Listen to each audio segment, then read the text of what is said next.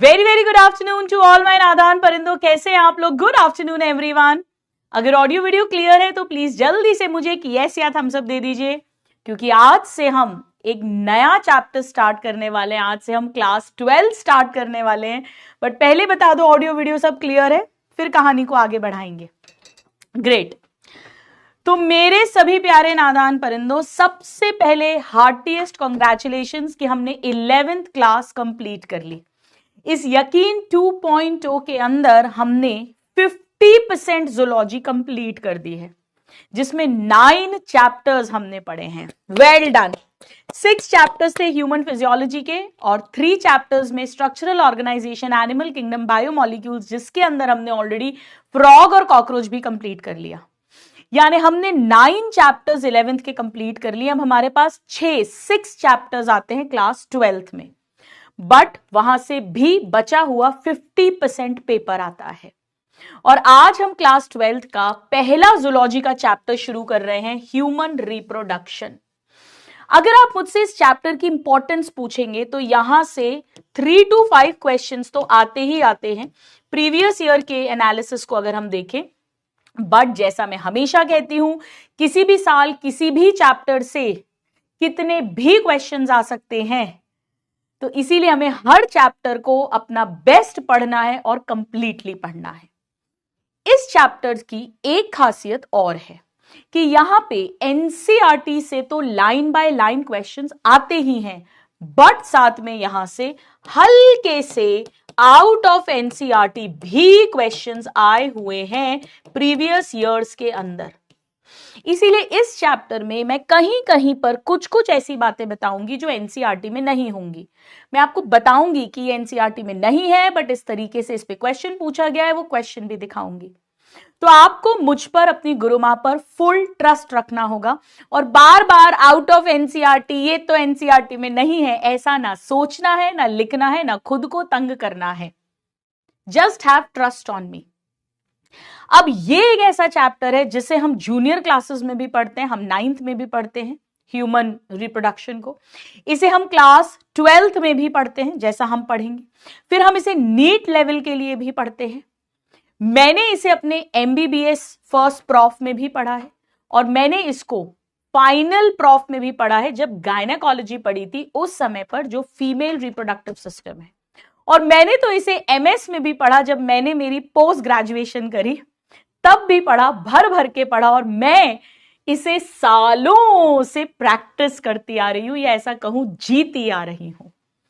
लेकिन यहां पर मुझे आपको वहीं तक रोकना है जो नीट के लिए इंपॉर्टेंट है। तो बहुत मजे आएंगे। इट इज माय फोटे, इट इज माय एक्सपर्टीज। यहां पर हम female reproductive system, parturition, lactation, embryonic development, gestation, ये सारी बातें, इम्प्लांटेशन, ये सब वो चीजें हैं जो मैं रोज अपनी जिंदगी में जी रही हूं। तो कोशिश करूंगी कि अपने रियल लाइफ एक्सपीरियंसेस के थ्रू आपको ये चैप्टर और इंटरेस्टिंग भी बना दूं और आपके लिए इजी हो जाए चीजों को समझना और याद रखना। एंड मोस्ट इंपॉर्टेंट, इतने सॉलिड कॉन्सेप्ट्स हो जाएं कि एक भी क्वेश्चन भले ही घुमाकर पूछ लें, एनसीईआरटी के आसपास से पूछ लें, आपका गलत ना हो। तो चलिए आइए मेरे सभी प्यारे नादान परिंदों, इस चैप्टर को हम शुरू करते हैं, क्लास 12 को हम शुरू करते हैं। पर जैसे कि हमारी कोई भी क्लास आज तक ना कभी आशीर्वाद की शुरू हुई है, ना कभी बिना आशीर्वाद की शुरू होगी, तो सबके चेहरे पे स्माइल, आंखों में चमक, दिल में फुल पॉजिटिविटी। आइए स्टेथोस्कोप के नाम आशीर्वाद लेते हैं अपनी बायोलॉजी माता का, बायोलॉजी मैया का। बोलो बायोलॉजी मैया की जय हो। खूब खुशी खुशी पढ़ेंगे, प्रेम से पढ़ेंगे, आनंद से पढ़ेंगे एंड मोस्ट इंपॉर्टेंटली रेगुलरली पढ़ेंगे। मैं बहुत एक्साइटेड हूं एंड आई होप आप भी एक्साइटेड होगे। देखो गूज फ्लैश हो रहा है। पढ़ाने में तो सभी चैप्टर्स मजे आते हैं बेटा। जूलॉजी क्या, बॉटनी पढ़ाने में भी मुझे बड़े मजे आते हैं। रेस्पिरेशन, फोटोसिंथेसिस, मुझे तो biological classification, protista, algae, plant kingdom में लाइफ साइकिल्स पढ़ाने में भी बहुत मजे आते हैं, क्योंकि हम सब कुछ रिलेट कर करके पढ़ाते हैं। एनाटॉमी पढ़ाने में भी बड़े मजे आते हैं। डाइकॉट, मोनोकॉट, स्टेम, क्योंकि समझा समझा के पढ़ाते हैं। बट ऑफ कोर्स इस चैप्टर के साथ थोड़ा सा दिल का रिश्ता ज्यादा है, ये और इसका अगला चैप्टर रिप्रोडक्टिव हेल्थ। उसमें contraception, infertility is my area of super specialisation. MS gynaec के बाद अब मैं as a infertility super specialist ही वर्क करती हूँ। तो वो आईवीएफ, इक्सी, आईयूआई, एआई, यूं हमारी टिप्स पर होगा। गिफ्ट जिफ्ट घुमाकर भी क्वेश्चन पूछेंगे तो आपका गलत नहीं होगा, मेरा आपसे वादा है। चलिए, तो कोशिश रहेगी कि मैं आपके दोनों चैप्टर्स पक्के करवा पाऊं। करें शुरू? All right. सो मॉर्निंग डोज मैंने आज दे दिया है, आई होप आपने सुन लिया होगा।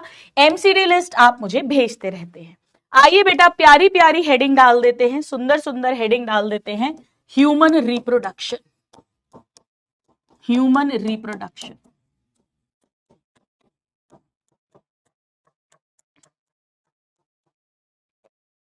चलो बिल्कुल बेसिक से शुरुआत करेंगे। ह्यूमन रिप्रोडक्शन हेडिंग डाल लो एक बार।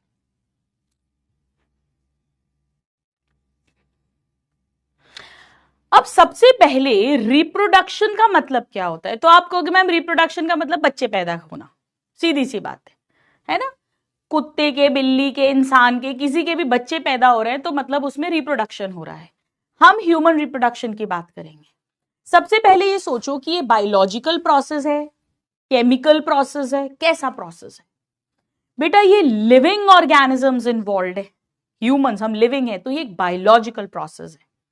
यहां पर बच्चे पैदा होंगे यानी ऑफस्प्रिंग्स प्रोड्यूस होंगे, और तभी हमारी जो स्पीशीज है, प्रजाति है, होमोसेपियन, वो जेनरेशन आफ्टर जेनरेशन कंटिन्यू कर पाएगी। अगर रिप्रोडक्शन नहीं होता तो एक ही जेनरेशन वो स्पीशीज चलती, फिर खत्म हो जाती, लुप्त हो जाती, एक्सटिंक्ट हो जाती।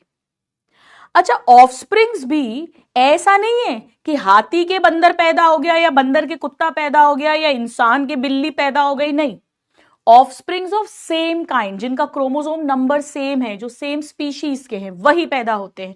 क्या जबरदस्त बात है। जी हाँ बेटा, अगर आप हाथी यानी फीमेल एलिफेंट के अंदर डॉग का सीमन डाल दोगे तो फर्टिलाइज ही नहीं होगा, बच्चे ही नहीं होंगे। क्या जबरदस्त प्रकृति नेचर ने बनाया है।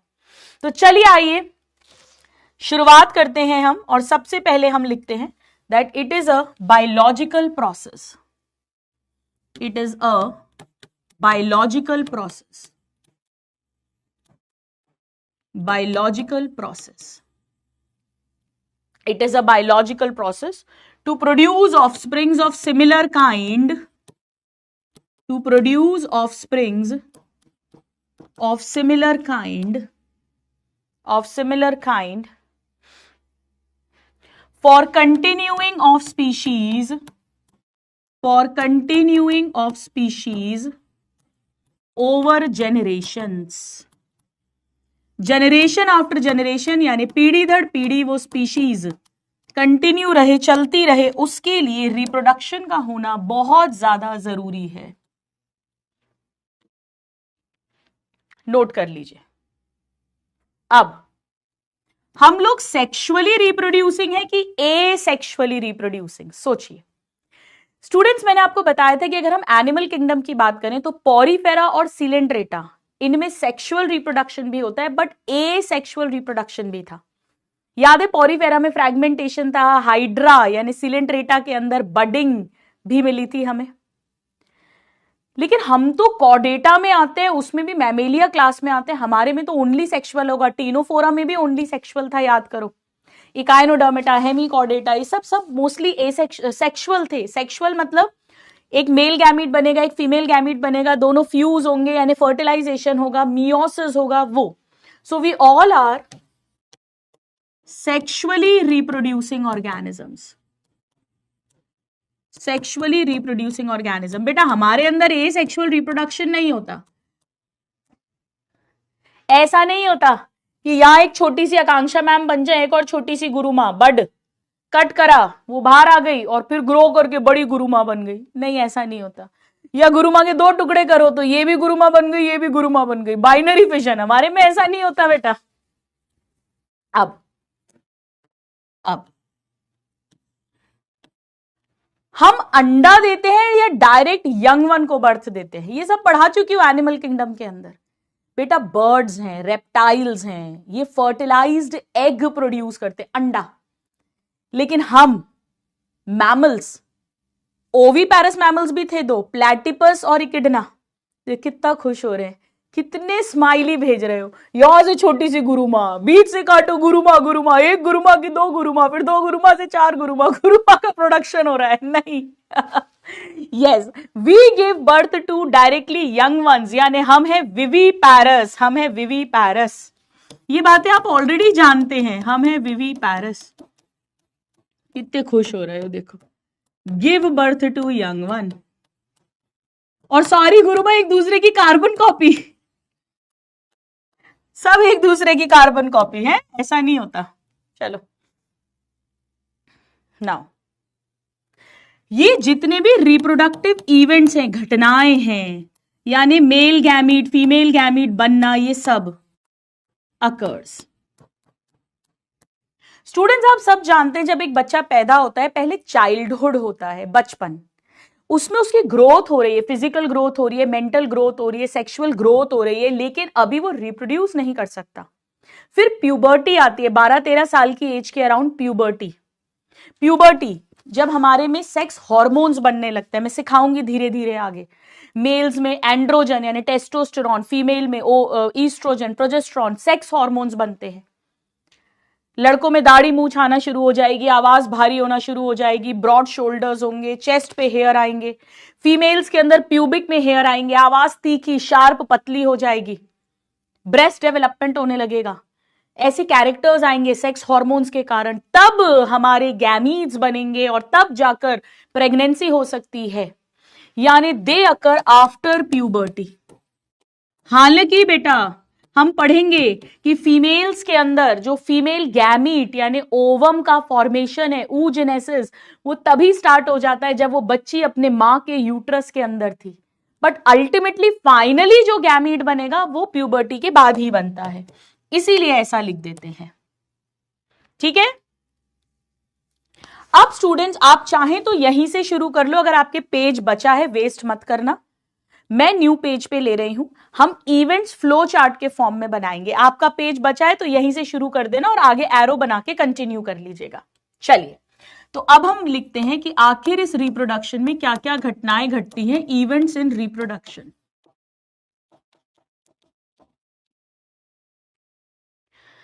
देखो, जब हम प्लांट किंगडम पढ़ते हैं वहां पर भी हम ये बात पढ़ते हैं, फ्लावरिंग प्लांट्स में सेक्सुअल रिप्रोडक्शन, अगर आपने पढ़ा हो, नहीं पढ़ा तो कोई बात नहीं है, हम वहां पर भी ये बात पढ़ते हैं कि सबसे पहले रिप्रोडक्शन के लिए एक हीरो चाहिए और एक हीरोइन चाहिए। हीरो मतलब मेल गैमीट और हीरोइन मतलब फीमेल गैमीट।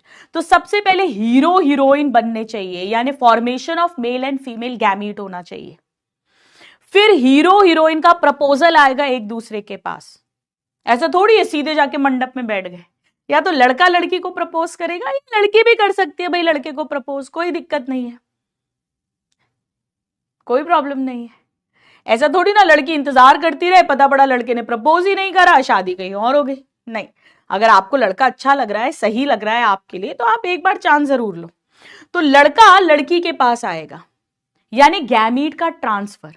जैसे हम कहते हैं ना कि सीमन वेजाइना में डिपॉजिट होगा, मैं सिखाऊंगी सीमन के अंदर स्पर्म है।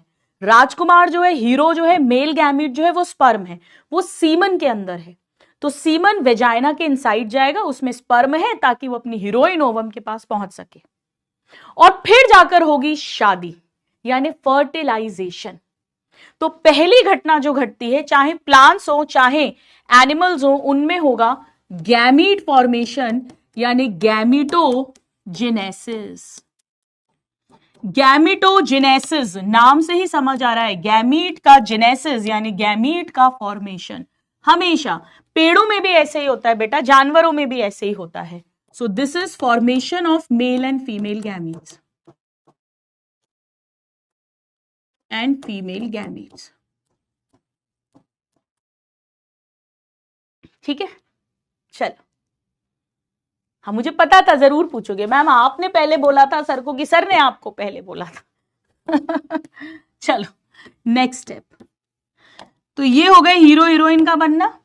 अब सीमन पहुंचेगा वेजाइना में, semen inside vagina, semen inside vagina यानी insemination, insemination, semen inside vagina यानी इनसेमिनेशन, इनसेमिनेशन।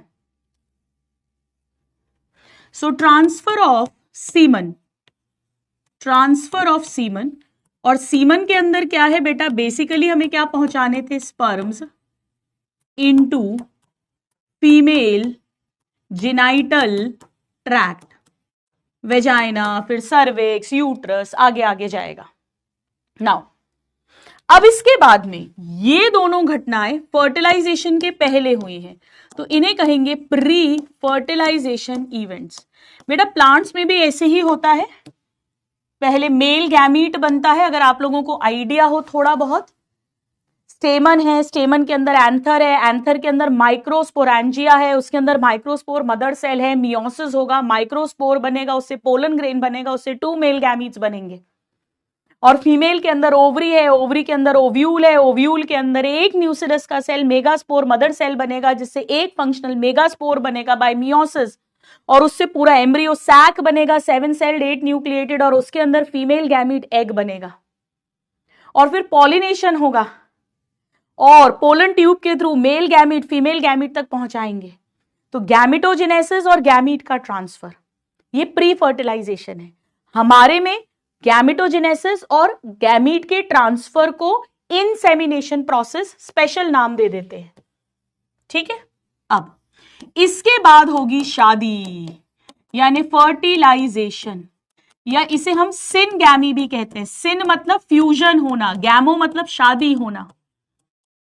अगर आपको याद हो बेटा, एंजियोस्पर्म्स में डबल फर्टिलाइजेशन होता है, 2 हीरो 2 मेल गैमीट पहुंचते हैं, एक की शादी ओवम से होती है तो जाइगोट एम्ब्रियो अगली जनरेशन का पेड़ बनता है, और दूसरा गैमीट जो है, मेल गैमीट जो है, वो सेकेंडरी न्यूक्लियस के साथ फ्यूज करता है तो ट्रिप्लॉइड प्राइमरी एंडोस्पर्म सेल बनता है, जिससे न्यूट्रिटिव टिश्यू एंडोस्पर्म बनती है। याद आ रहा है? हमारे में ऐसा नहीं होता, हमारे में एक मेल गैमीट एक फीमेल गैमीट, फर्टिलाइजेशन होगा, शादी हो जाएगी। So fusion of male and female gamete, fusion of male and female gamete. बेटा जैसे ही शादी हो जाती है ना, तो मान लो ये राहुल है और ये अंजलि है, तो अब ये मान लो राहुल शर्मा है और ये अंजलि वर्मा है, तो ये इनका अपना अपना अस्तित्व नहीं रह जाता। शादी का मतलब है वो एक हो गए हैं, अब वो मिस्टर एंड मिसेस शर्मा हो गए हैं। आजकल तो वाइफ अपना सरनेम भी आगे जोड़ती है, पर वो एक हो गए हैं। अब वो अपनी अपनी नहीं चला सकते हैं, अब उन्हें मिलकर काम करना है। तो अब ये 2 सेल नहीं रह गए हैं बेटा, अब ये बन गया है एक सिंगल सेल, जिसे जाइगोट कहते हैं। प्लांट्स में भी एनिमल्स में भी फ्यूजन होके बन जाएगा जाइगोट, सिंगल सेल जाइगोट। ठीक है, चलो नागराज बेटा पढ़ाने तो दो, ट्विन्स कैसे होते हैं बताऊंगी। चलो अब क्या होता है बेटा, अब क्या होता है, अभी एक सिंगल सेल बना है जाइगोट। एक एक स्टेप अपन भर भर के डिटेल में पढ़ेंगे, फिक्र मत करो, अभी तो खाली भूमिका जम रही है, अभी तो ट्रेलर है, पिक्चर अभी बाकी है मेरे दोस्त। तो अभी एक सिंगल सेल जाइगोट हमारे फैलोपियन ट्यूब में बनता है। अब इसमें डिवीजन होते हैं, माइटोसिस, 1 से 2 cell, 4 cell, 8 cell, 16 cell, 32 cell, ऐसे लुढ़कता लुढ़कता ये यूट्रस में आता है। और यूट्रस में जाके मैं सिखाऊंगी, सब सिखाऊंगी डिटेल में। एक यूट्रस की दीवार में एक लाइनिंग है जिसे एंडोमेट्रियम कहते हैं, सेल्स की बनी हुई है। वो मोटी हो चुकी अच्छी सी, क्योंकि वो भी इंतजार कर रही है एम्ब्रियो का, वहां जाके धंस जाता है। बिल्कुल वैसे ही जैसे आप एक मिट्टी के अंदर एक बीज को डाल देते हो तब पेड़ बनता है, ऐसे ही ये जो एम्ब्रियो है जाइगोट के डिवीजन से बना है। जाइगोट एक सिंगल सेल है, डिवाइड कर करके मल्टी सेल्ड स्ट्रक्चर बना है एम्ब्रियो, वो एंडोमेट्रियम के जाकर धंस जाता है, एम्बेड हो जाता है। बेटा इसे इम्प्लांटेशन बोलते हैं, जैसे एक पेड़ लगा रहे हैं ऐसे इम्प्लांटेशन। और उस स्टेज को एक स्पेशल नाम देते हैं ब्लास्टोसिस्ट।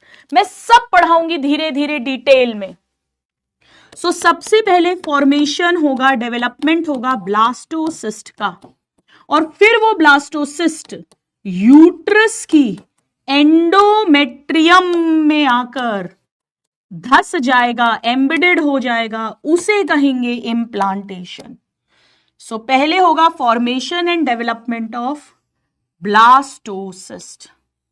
ब्लास्टोसिस्ट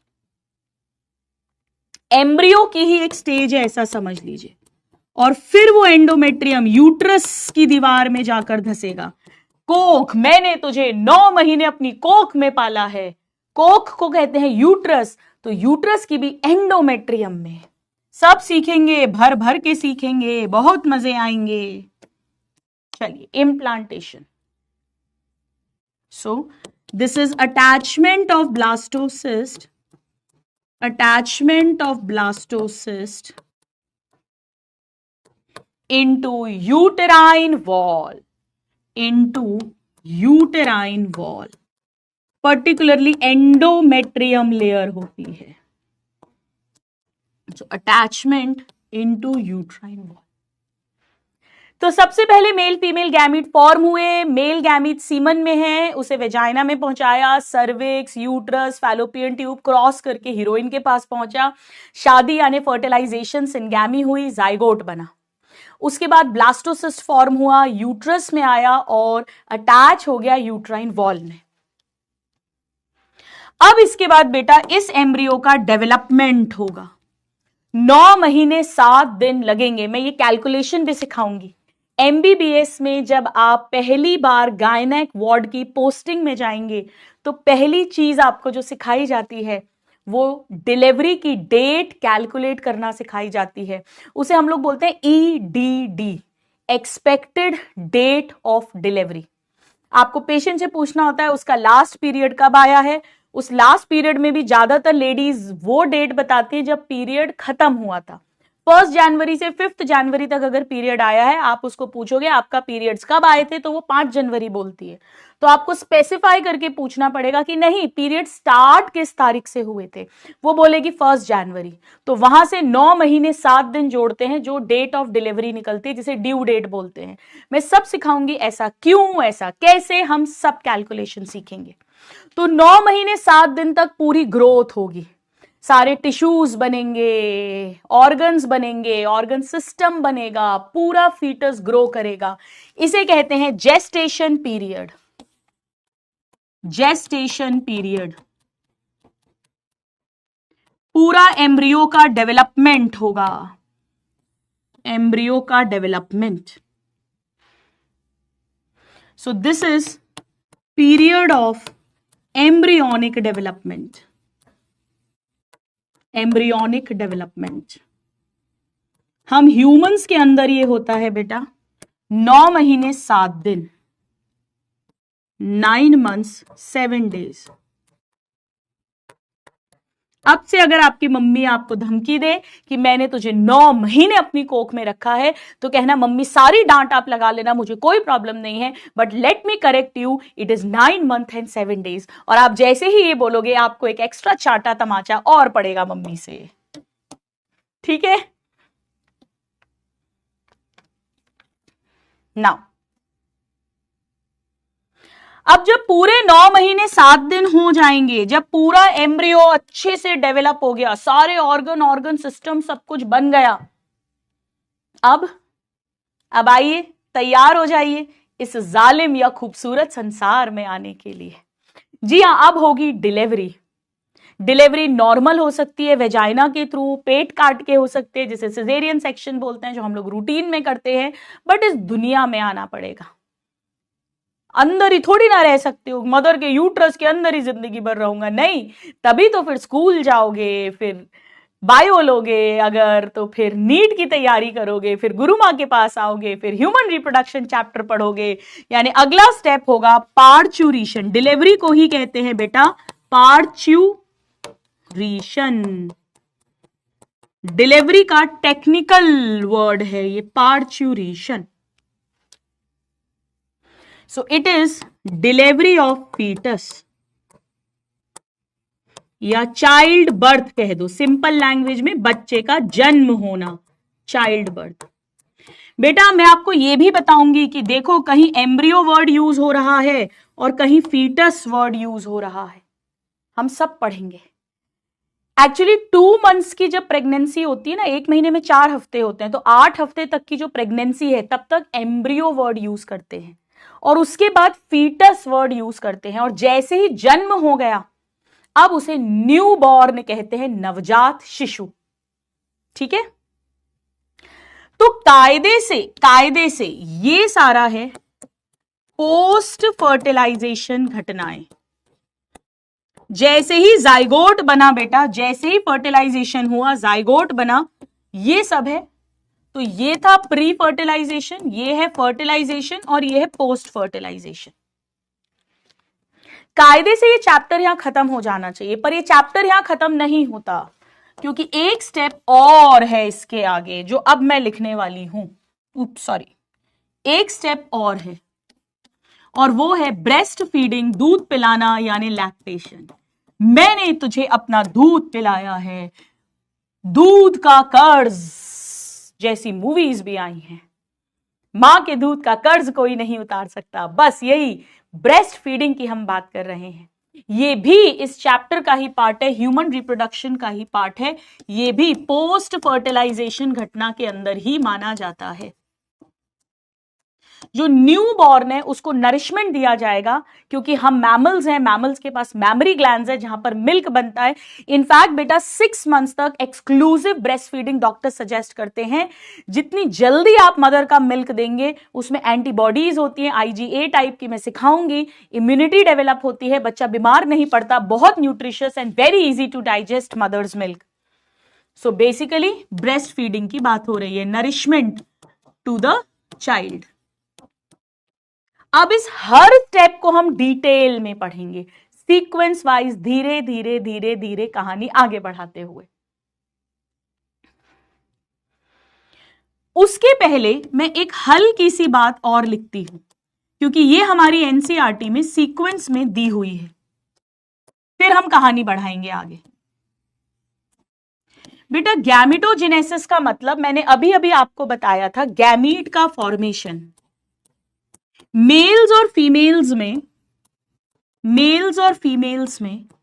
बेटा मेल्स में स्पर्म नाम देते हैं मेल गैमीट को, तो स्पर्म फॉर्मेशन को कहेंगे स्पर्मेटोजेनेसिस, और फीमेल में कहते हैं oogenesis। एक लड़का जब प्यूबर्टी आती है तब जाकर स्पर्म फॉर्मेशन स्टार्ट करता है, पर एक लड़की जब पैदा भी नहीं हुई थी, मां के यूट्रस के अंदर थी, तभी ओवम फॉर्मेशन शुरू हो जाता है। कंप्लीट प्यूबर्टी के बाद होता है, ये मैं डिटेल में सिखाऊंगी, डोंट वरी। बट एक मेल प्यूबर्टी के बाद स्टार्ट करता है, पर पूरी जिंदगी स्पर्म्स बनते हैं। एज के साथ थोड़ी क्वालिटी क्वांटिटी कम हो जाती है, बट बनते हैं।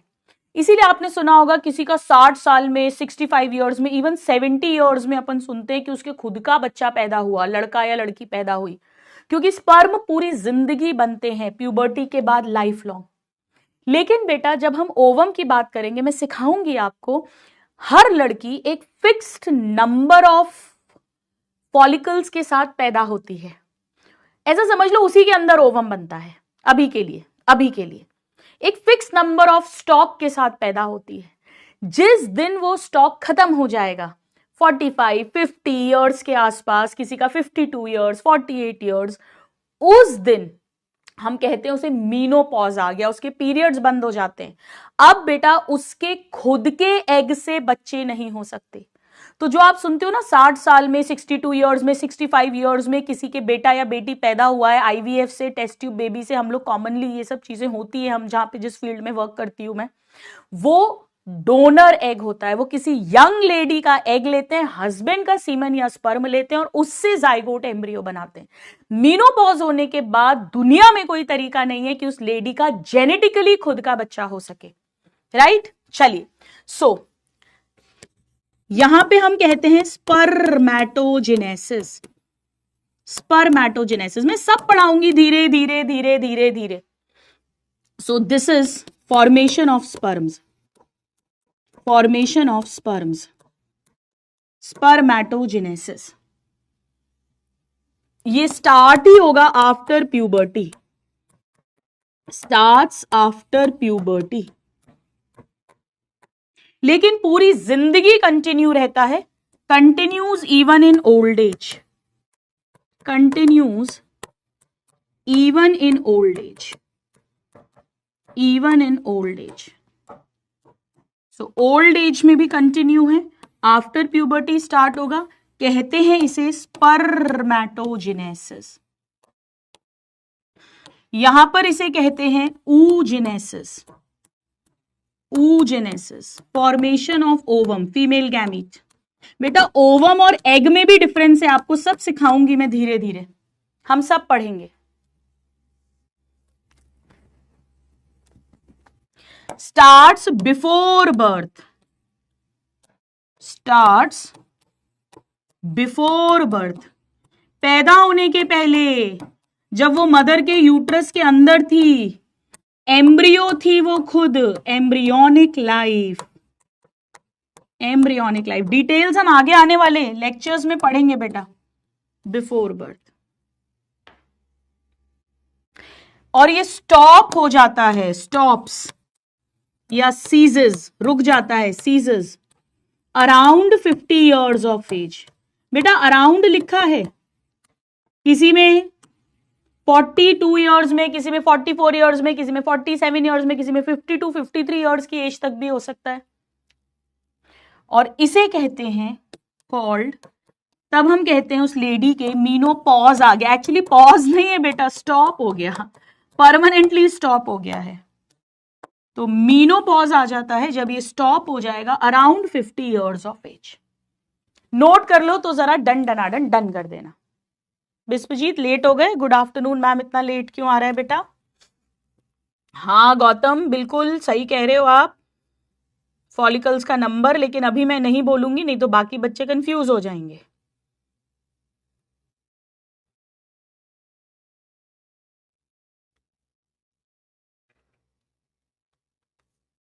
डन, चलिए अब हमें क्या करना है बेटा, सबसे पहले हमें गैमीट फॉर्मेशन समझना है मेल और फीमेल्स में, पर वो हम तब समझ पाएंगे जब हम मेल और फीमेल का रिप्रोडक्टिव सिस्टम अंडरस्टैंड करेंगे, तब हमें पता चलेगा कौन से ऑर्गन्स हैं, कहां होगा गैमीट फॉर्मेशन, और फिर हम गैमीट फॉर्मेशन समझ पाएंगे।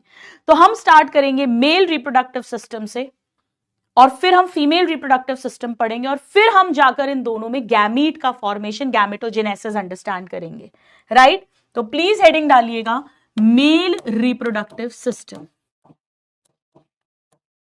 3D डायग्राम्स भी दिखाऊंगी बेटा, पर पहले एक बार समझो फिर दिखाऊंगी। मेल रिप्रोडक्टिव सिस्टम, आपके दिमाग में पूरी इमेज छाप दूंगी, ये मेरा वादा है आपसे।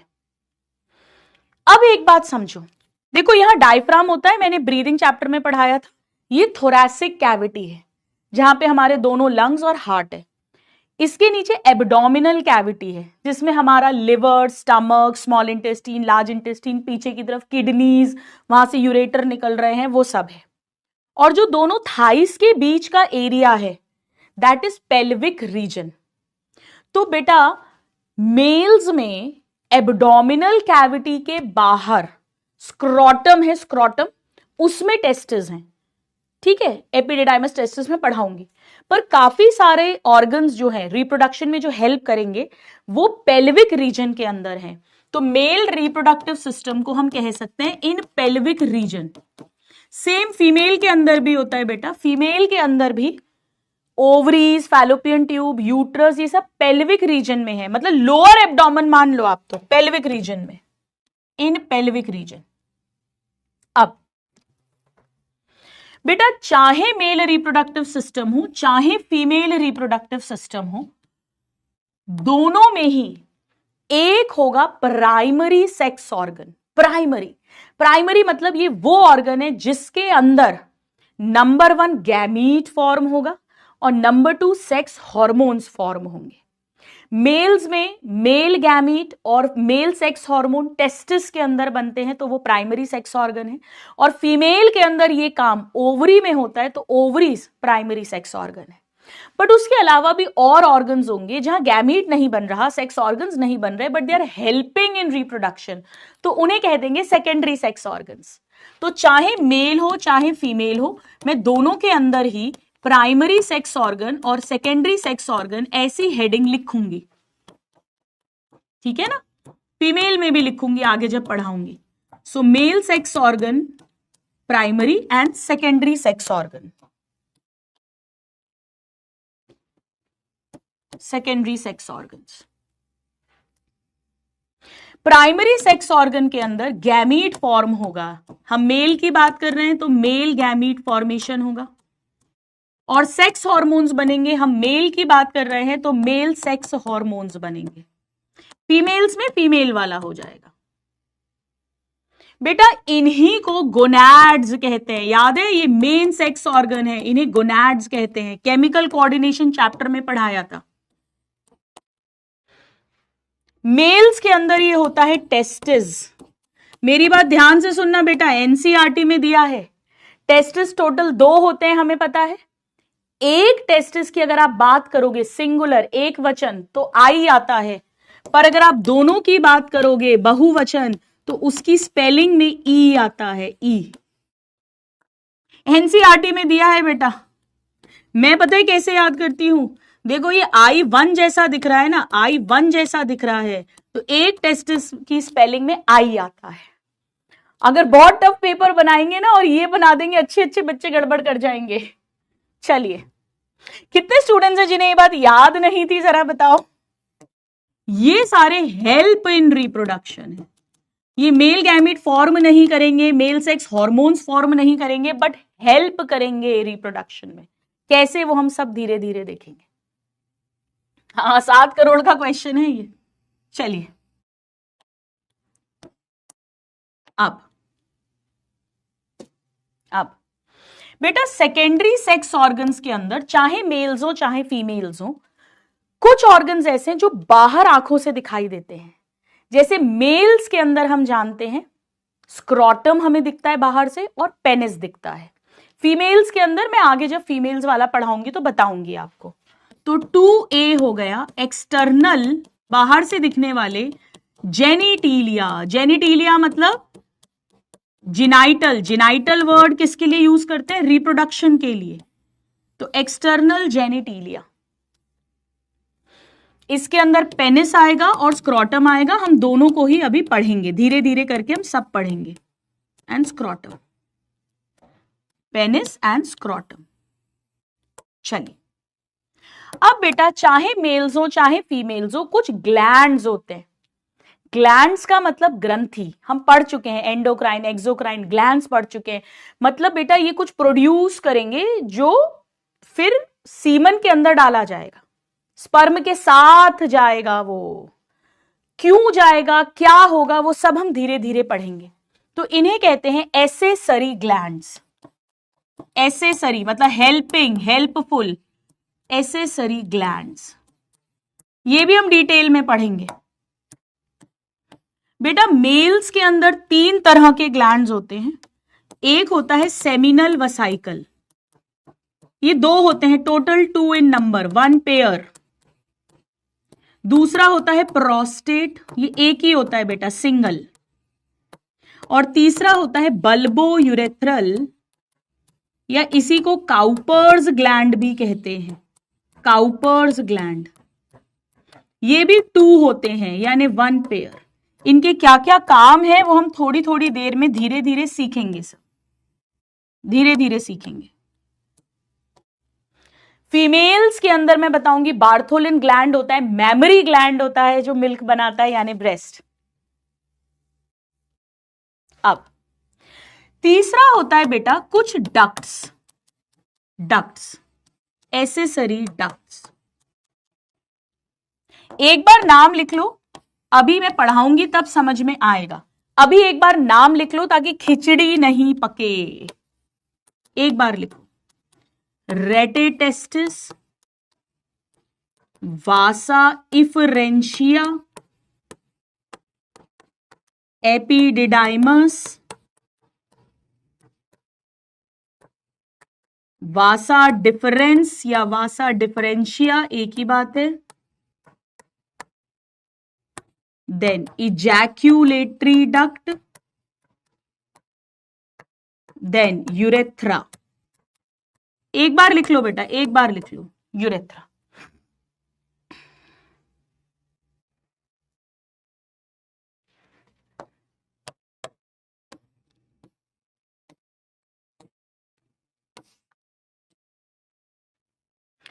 इनमें से ये जो दो हैं, ये जो दो ऊपर वाली दो, फर्स्ट और second, they are present inside testis. आपकी जगह नहीं हो तो आप नीचे लिख लेना, फर्स्ट और second they are present inside testis. ये टेस्टिस का पार्ट है, बाकी सब अलग से ऑर्गन्स हैं, एपिडिडाइमस, वासा डिफरेंस, हम अभी सब पढ़ेंगे।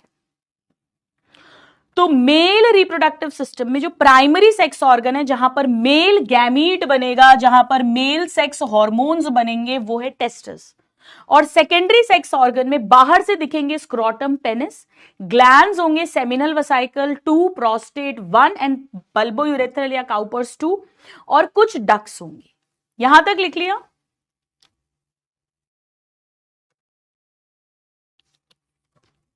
चलिए अब आइए बेटा, प्लीज सबसे पहले हम स्टार्ट करेंगे प्राइमरी सेक्स ऑर्गन टेस्टिस से। तो हेडिंग लिखिएगा टेस्टिस।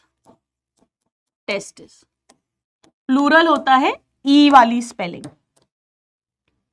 मुझे आपका फुल कंसंट्रेशन चाहिए, समझिए।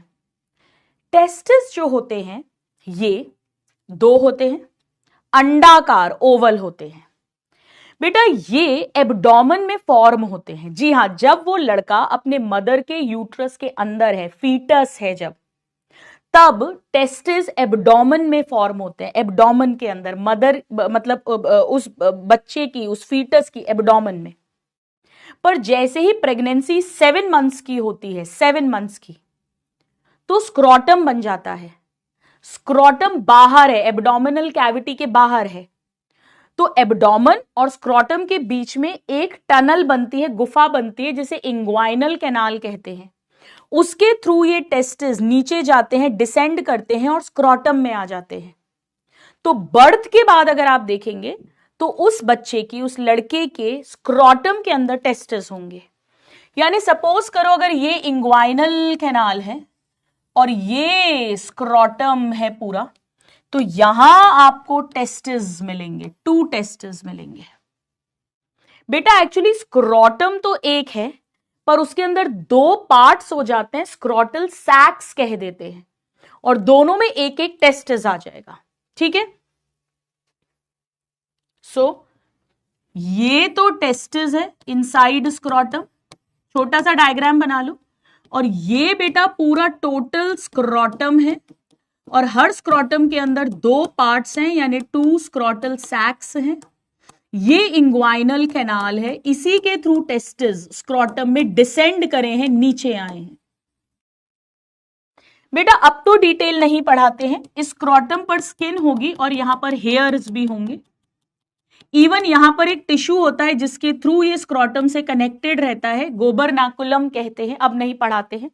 यहां कुछ मसल्स भी होती है, डाटोज मसल, क्रेमास्टर मसल्स, जिनके कारण से टेम्परेचर मेंटेन रहता है स्क्रोटम के अंदर, ताकि स्पर्म फॉर्मेशन हो सके। बट ये सब अब नहीं पढ़ाते हैं। अभी क्या पढ़ाते हैं, चलो हम उसको लिखते हैं। सो 1 पेयर है, टेस्टिस इज 1 पेयर। शेप है अंडे जैसा, ओवल शेप बेटा। ओवल शेप है मतलब ऐसा, यानी इसकी लंबाई ज्यादा है और चौड़ाई कम है। जी हाँ बेटा, 2 से 3 सेंटीमीटर चौड़ा है, 4 से 5 सेंटीमीटर लंबा है। अभी रटवाती हूं एक ट्रिक के साथ आपको। 2 से 3 सेंटीमीटर चौड़ा है, विड्थ है, और 4 से 5 सेंटीमीटर लंबा है। देखो बेटा कितना आसान है मेरे प्यारे नादान परिंदों, ध्यान दिया कभी? 2 3 4 5, 2 3 4 5, 2 3 4 5, 2 3 4 5। सेंटीमीटर भी याद रखना, मिलीमीटर कर देंगे तो रॉन्ग हो जाएगा, मीटर कर देंगे तो भी रॉन्ग हो जाएगा। और अंडे जैसा है तो विड्थ कम है, लेंथ ज्यादा है, तो 2 3 4 5, 2 3 4 5। Now formed in abdominal cavity, बनते तो एब्डोमिनल कैविटी में है। Formed in abdominal cavity, abdominal cavity but फिर नीचे आते हैं, descend into scrotum during 7 month of pregnancy, during 7th month of pregnancy through inguinal canal. बेटा ये पॉइंट एनसीईआरटी में नहीं दिया, पर आपको आना चाहिए. सो इंग्वाइनल कैनाल के थ्रू स्क्रोटम में आएंगे 7 month ऑफ प्रेगनेंसी पर फॉर्म्ड एब्डोमिनल कैविटी में हुए हैं. ये बात एनसीईआरटी में नहीं दी है, बाकी सब कुछ दिया है. यानी they are present finally outside abdominal cavity. ये स्क्रोटम के अंदर है बेटा, एब्डोमिनल कैविटी के अंदर नहीं है, स्क्रोटम के अंदर है, जो एक पाउच की तरह, थैले की तरह एक स्ट्रक्चर है, इन अ पाउच कॉल्ड स्क्रोटम. एक एक वर्ड देखो बेटा, ये एनसीईआरटी की लाइन है, बाकी सारी भी एनसीईआरटी की लाइन है, मैं लिख नहीं रही हूं. देखो, outside abdominal cavity in a pouch, मतलब टोटल एक स्क्रोटम मानते हैं जिसके अंदर 2 पोर्शंस है, स्क्रोटल सैक है. अब ऐसा क्यों होता है? एक्चुअली बेटा ऐसा इसीलिए होता है क्योंकि स्पर्म फॉर्मेशन के लिए, देखो हम होम्योथर्मिक है, वार्म ब्लडेड है, हमारा और बर्ड्स का बॉडी का टेम्परेचर कांस्टेंट मेंटेन होता है. हमारा 37 डिग्री सेल्सियस टेम्परेचर है पूरी बॉडी का, तो एब्डोमिनल कैविटी में भी वही है. पर बेटा स्पर्म फॉर्मेशन के लिए 2 से 2.5 डिग्री टेम्परेचर कम चाहिए. 2 से 2.5 डिग्री टेम्परेचर मतलब 34.5 से 35 डिग्री सेल्सियस टेम्परेचर चाहिए, और वो एब्डोमिनल कैविटी में पॉसिबल नहीं है, इसीलिए इन्हें स्क्रोटम में बाहर कर दिया गया है. So this is very, very important that why they are present outside abdominal cavity. क्योंकि scrotum provides 2 से 2.5 डिग्री, इसको 4 से 4.5 डिग्री कर देंगे तो रॉन्ग हो जाएगा बेटा. Temperature lower than abdominal cavity, body के अंदर जितना टेम्परेचर है 37 डिग्री सेल्सियस, उससे 2 से 2.5 डिग्री टेम्परेचर कम चाहिए, या lower than internal body temperature, ऐसा लिख देती हूं, इंटरनल बॉडी टेम्परेचर. एक एक वर्ड इंपॉर्टेंट है बेटा, 2 से 2.5 डिग्री लोअर चाहिए, लोअर, तब जाकर स्पर्म फॉर्मेशन पॉसिबल होता है, नेसेसरी फॉर स्पर्म फॉर्मेशन या स्पर्मेटोजेनेसिस. वरना स्पर्म्स बनेंगे ही नहीं बेटा, फिर रिप्रोडक्शन कैसे होगा आगे? Necessary for spermatogenesis. Assertion reason का क्वेश्चन है, why testis are present outside abdominal cavity in a scrotum. 2 से 2.5 डिग्री. अब मैं आपको एक और बात बताती हूं जो एनसीईआरटी में नहीं दी है. बेटा कई बार जब बच्चे पैदा होते हैं, लड़के पैदा होते हैं, तो उनके स्क्रोटम में टेस्टिस गायब होते हैं, टेस्टिस डिसेंड ही नहीं करा, टेस्टिस एब्डोमिनल कैविटी में है. इसे कहते हैं कि टेस्टिस छिपे हुए हैं, दिख नहीं रहे, स्क्रोटम में नहीं है, एब्डोमेन में है. क्रिप्ट ऑर्किडिज्म. क्रिप्ट वर्ड मतलब क्रिप्टो मतलब छिपी हुई करेंसी, दिखाई नहीं दे रही है नोट, क्रिप्टो. और ऑर्किड वर्ड हम यूज करते हैं टेस्टिस के लिए, तो क्रिप्ट ऑर्किडिज्म. फिर एक सर्जरी होती है, ऑर्क्योपेक्सी बोलते हैं, उसके थ्रू जो स्पेशलाइज सुपर स्पेशलिस्ट सर्जन्स हैं, वो उस छोटे बचपन में ही हो जाती है, उस टेस्टिस को खींच के और स्क्रोटम में लेकर आते हैं. आइए चलिए इस बात को हम लिख लेते हैं. तो अगर टेस्टिस डिसेंड ही ना करे, अनडिसेंडेड टेस्टिस है, अगर अनडिसेंडेड टेस्टिस आ ही नहीं स्क्रोटम में, तो उसे कहते हैं क्रिप्ट ऑर्किडिज्म. एनसीईआरटी में नहीं दिया बेटा, बट इतना अपने को आना चाहिए, अनडिसेंडेड टेस्टिस. हालांकि बेटा वेल्स में, हाथी में एब्डोमेन में ही टेस्टिस रहते हैं और आराम से स्पर्म्स बनता है, एब्डोमिनल टेस्टिस मिलते हैं वेल्स में, हाथी में, एक्सेट्रा। अपने को ज्यादा डिटेल में नहीं जाना है, एनसीईआरटी में नहीं दिया है। This is out of NCERT, out of NCERT. अगर मान लो क्रिप्टोर्किडिज्म है और ऑर्क्योपेक्सी नहीं करी, अगर टेस्टिस स्क्रोटम में नहीं आए तो स्पर्म नहीं बनेगा, सीमन में स्पर्म नहीं होगा, प्रेगनेंसी पॉसिबल ही नहीं है। हमारे पास ऐसे पेशेंट्स आते हैं कई बार।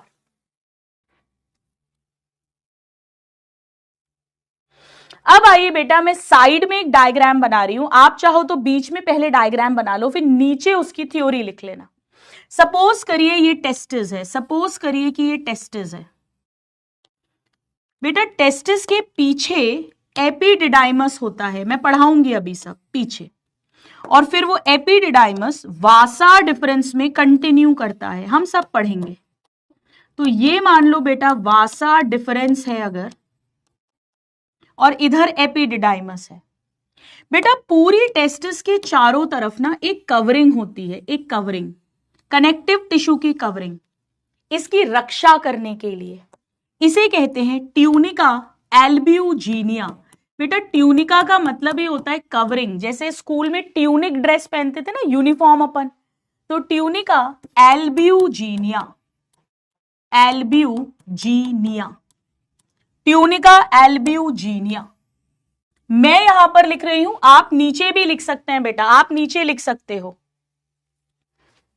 सो टेस्टिस, अब ये एनसीईआरटी में दिया है, testis is covered by a dense covering. Of course बेटा डेंस होनी चाहिए, रक्षा करना है, called tunica albuginea, dense covering called tunica albuginea, albuginea, tunica albuginea. बेटा होता क्या है, जगह जगह ये ट्यूनिका एल्ब्यूजिनिया ऐसे अंदर फोल्ड हो जाती है, ऐसे अंदर फोल्ड हो जाती है, अंदर, इनसाइड, तो इसे कहेंगे इनवैजिनेशन। जैसे बॉटनी में पढ़ते हो ना बेटा, याद होगा, प्लाज्मा मेम्ब्रेन अंदर की तरफ आ जाती है तो मीजोजोम्स बनते हैं बैक्टीरिया में, या माइटोकॉन्ड्रिया की इनर मेम्ब्रेन इनवैजिनेट अंदर आती है तो क्रिस्टी बनते हैं, सरफेस एरिया इंक्रीज होता है। बेटा इन्हें कहते हैं टेस्टिकुलर सेप्टा। ये सेप्टा बन गए बेटा, पार्टीशंस बन गए, ऐसा समझ लो, पार्टीशंस बन गए। सो इनवैजिनेशन हुआ, इनवैजिनेशन अंदर की तरफ मूवमेंट हुआ ऑफ ट्यूनिका एल्ब्यूजिनिया। अब इससे क्या हुआ बेटा, इससे ये कंपार्टमेंट्स बन गए, ये कंपार्टमेंट्स बन गए। एक टेस्टिस के अंदर 250 कंपार्टमेंट्स बनते हैं मिनिमम, 250 कंपार्टमेंट्स। बोथ टेस्टिस पूछेंगे तो 500 कंपार्टमेंट्स बनते हैं। इन्हें बोलते हैं टेस्टिकुलर लोब्यूल बन गए, टेस्टिकुलर लोब्यूल्स, टेस्टिकुलर लोब्यूल्स। तो ट्यूनिका एल्ब्यूजिनिया डेंस कवरिंग है और उसके इनवैजिनेशन के कारण ये पार्टीशंस जो हैं इन्हें तो सेप्टा कहते हैं, बट जो कंपार्टमेंट्स फॉर्म हुए हैं वो है टेस्टिकुलर लोब्यूल, और ये 250 होते हैं, 250 compartments in each testis. Question जब आप सॉल्व करोगे तो ध्यान रखना, बोथ टेस्टिस लिखेंगे तो 500 हो जाएगा इन ईच टेस्टिस। ये एनसीईआरटी का डेटा है बेटा, इंपॉर्टेंट है, इंपॉर्टेंट है, लिख लो एक बार, लिख लो।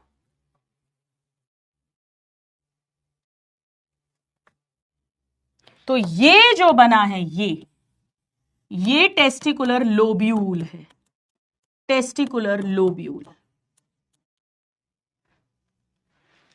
ठीक है। अब बेटा हर कंपार्टमेंट के अंदर कुछ ट्यूब जैसा स्ट्रक्चर बनता है, ट्यूब जैसा, पर थोड़ा कॉइल्ड है, घूमा हुआ। हर कंपार्टमेंट में एक हो सकता है, दो हो सकते हैं, तीन हो सकते हैं, मिनिमम एक होगा, मिनिमम 1 होगा। जैसे मान लो इसमें एक है ऐसे, या बेटा 2 भी हो सकते हैं, सपोज 2 है, या बेटा 3 भी हो सकते हैं, किसी में 1, किसी में 2, किसी में 3, किसी में 1, किसी में 2, किसी में 3। मैं 3 बना देती हूं, चलो एक ऐसे। ये टिब्यूल है, ट्यूब की तरह है और घूमा हुआ है, कॉइल्ड है। यही स्पर्म बनेगा, स्पर्म, वो स्पर्म सीमन में जाएगा, तो इसे सेमिनीफेरस टिब्यूल कहते हैं। This is called seminiferous tubule. तो हर कंपार्टमेंट के अंदर 1, 2 या 3 सेमिनीफेरस टिब्यूल होंगे, यही स्पर्म बनेगा। सो दे आर हाईली कॉइल्ड, 1, 2, 3, 1, 2 या 3 इन ईच लोब्यूल, और यहीं पर होगा स्पर्म का फॉर्मेशन। कैसे, हम अभी सब देखेंगे। स्पर्म फॉर्मेशन हम सब सीखेंगे बेटा, धीरे धीरे धीरे हम सब सीखेंगे। यानी अगर कोई आपसे पूछे ये बताओ मुझे कि एक टेस्टिस में मिनिमम कितने सेमिनीफेरस टिब्यूल हो सकते हैं और मैक्सिमम कितने हो सकते हैं, बताइए, बताओ। अगर एक हुआ, 250 कंपार्टमेंट है, सब में 1 1 1 1 1 1 हुआ तो 250 हो गए, और अगर सब में 3 है मैक्सिमम और 250 कंपार्टमेंट्स है तो 750 हो गए। तो 250 मिनिमम और 750 मैक्सिमम, या उसके बीच का कोई भी नंबर, इतने सारे सेमिनीफेरस टिब्यूल्स होंगे। बेटा होता क्या है, जैसे मान लो ये भी सेमिनीफेरस टिब्यूल्स हैं, इनमें जितने भी स्पर्म्स बनते हैं, जितने भी स्पर्म्स बने, ये थोड़े से ऐसे सीधे हो गए और इन्होंने एक जाल बना लिया, जाल, ये जाल बन गया बेटा, नेटवर्क, जाल बना लिया, और वो सारे स्पर्म्स यहां डाल दिए इस जाल के अंदर, जितने भी स्पर्म बने हैं। और फिर यहां से पतली पतली डक्ट्स निकलती हैं बेटा, डक्ट्स, इन्हें कहते हैं वासा इफरेंशिया। ये जो जाल बना है ना बेटा, जाल, इसे कहते हैं रेटे टेस्टिस। रेटे का मतलब ही होता है रेटिकुलम, नेटवर्क, जाल, रेटे टेस्टिस। और ये जो पतली पतली डक्ट्स निकली हैं, इसे कहते हैं वासा इफरेंशिया। तो जो स्पर्म्स हैं बेटा, वो सेमिनीफेरस टिब्यूल के अंदर फॉर्म होंगे, फिर वो रेटे टेस्टिस के अंदर आएंगे, मैंने कहा था ये डक्ट है, फिर वासा इफरेंशिया के अंदर आएंगे, ये डक्ट है, ये सब टेस्टिस के अंदर है, और फिर वो स्पर्म इसमें डाल दिए जाएंगे, जिसे एपिडिडाइमस कहते हैं। ये टेस्टिस का पार्ट नहीं है बेटा, ये टेस्टिस के पीछे एक अलग स्ट्रक्चर है, it is a separate structure, इसीलिए मैंने कहा था कि ये दोनों जो है ये इनसाइड टेस्टिस हैं।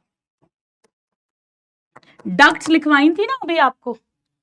तो स्पर्म सेमिनीफेरस टिब्यूल के अंदर फॉर्म होगा, फिर रेटे टेस्टिस में आएगा, फिर वासा इफरेंशिया में आएगा, फिर एपिडिडाइमस में आएगा।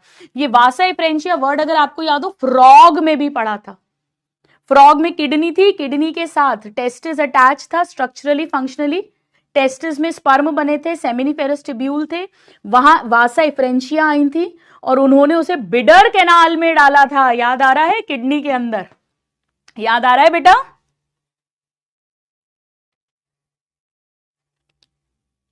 ये जो वासा इफरेंशिया है बेटा, अब मैं एक काम करती हूं, रुको, ये जो वासा इफरेंशिया है, एक मिनट, इसे इफरेंट डक्ट्यूल्स भी कहते हैं, ये वर्ड एनसीईआरटी में लिखा है, और इफरेंट डक्ट्यूल्स क्वेश्चन आया हुआ है इस पर, वही vasa efferentia. Now this will leave the testis, अब टेस्टिस के बाहर आएंगे स्पर्म, ये टेस्टिस का ही पार्ट है, ये टेस्टिस का ही पार्ट है, आप लिखे रहने दो इनसाइड टेस्टिस, मुझे कोई प्रॉब्लम नहीं है। और उसके बाद ये यहां एपिडिडाइमस में आएंगे, और फिर एपिडिडाइमस से ये वासा डिफरेंस या डिफरेंशिया उसमें जाएंगे। हम अभी सब पढ़ेंगे धीरे धीरे धीरे धीरे। अभी धीरे धीरे पढ़ेंगे, हल्का हल्का सा धीरे धीरे आइडिया लेंगे।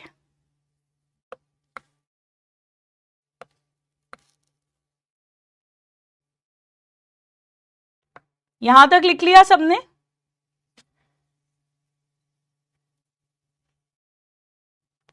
अब 2 पेज लो बेटा, एक पेज पर हम डायग्राम बनाएंगे, आप चाहो तो डबल पेज पे बना लो या हॉरिजॉन्टल कर लेना, और एक पेज पर हम अलग से कुछ थ्योरी लिखेंगे।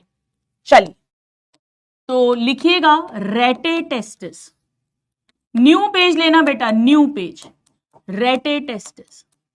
सबसे पहले टेस्टिस के इनसाइड सेमिनिफेरस ट्यूब्यूल्स है, वहां पर स्पर्म फॉर्म हुए, और अब ये स्पर्म इस रेटे टेस्टिस के अंदर आ गए।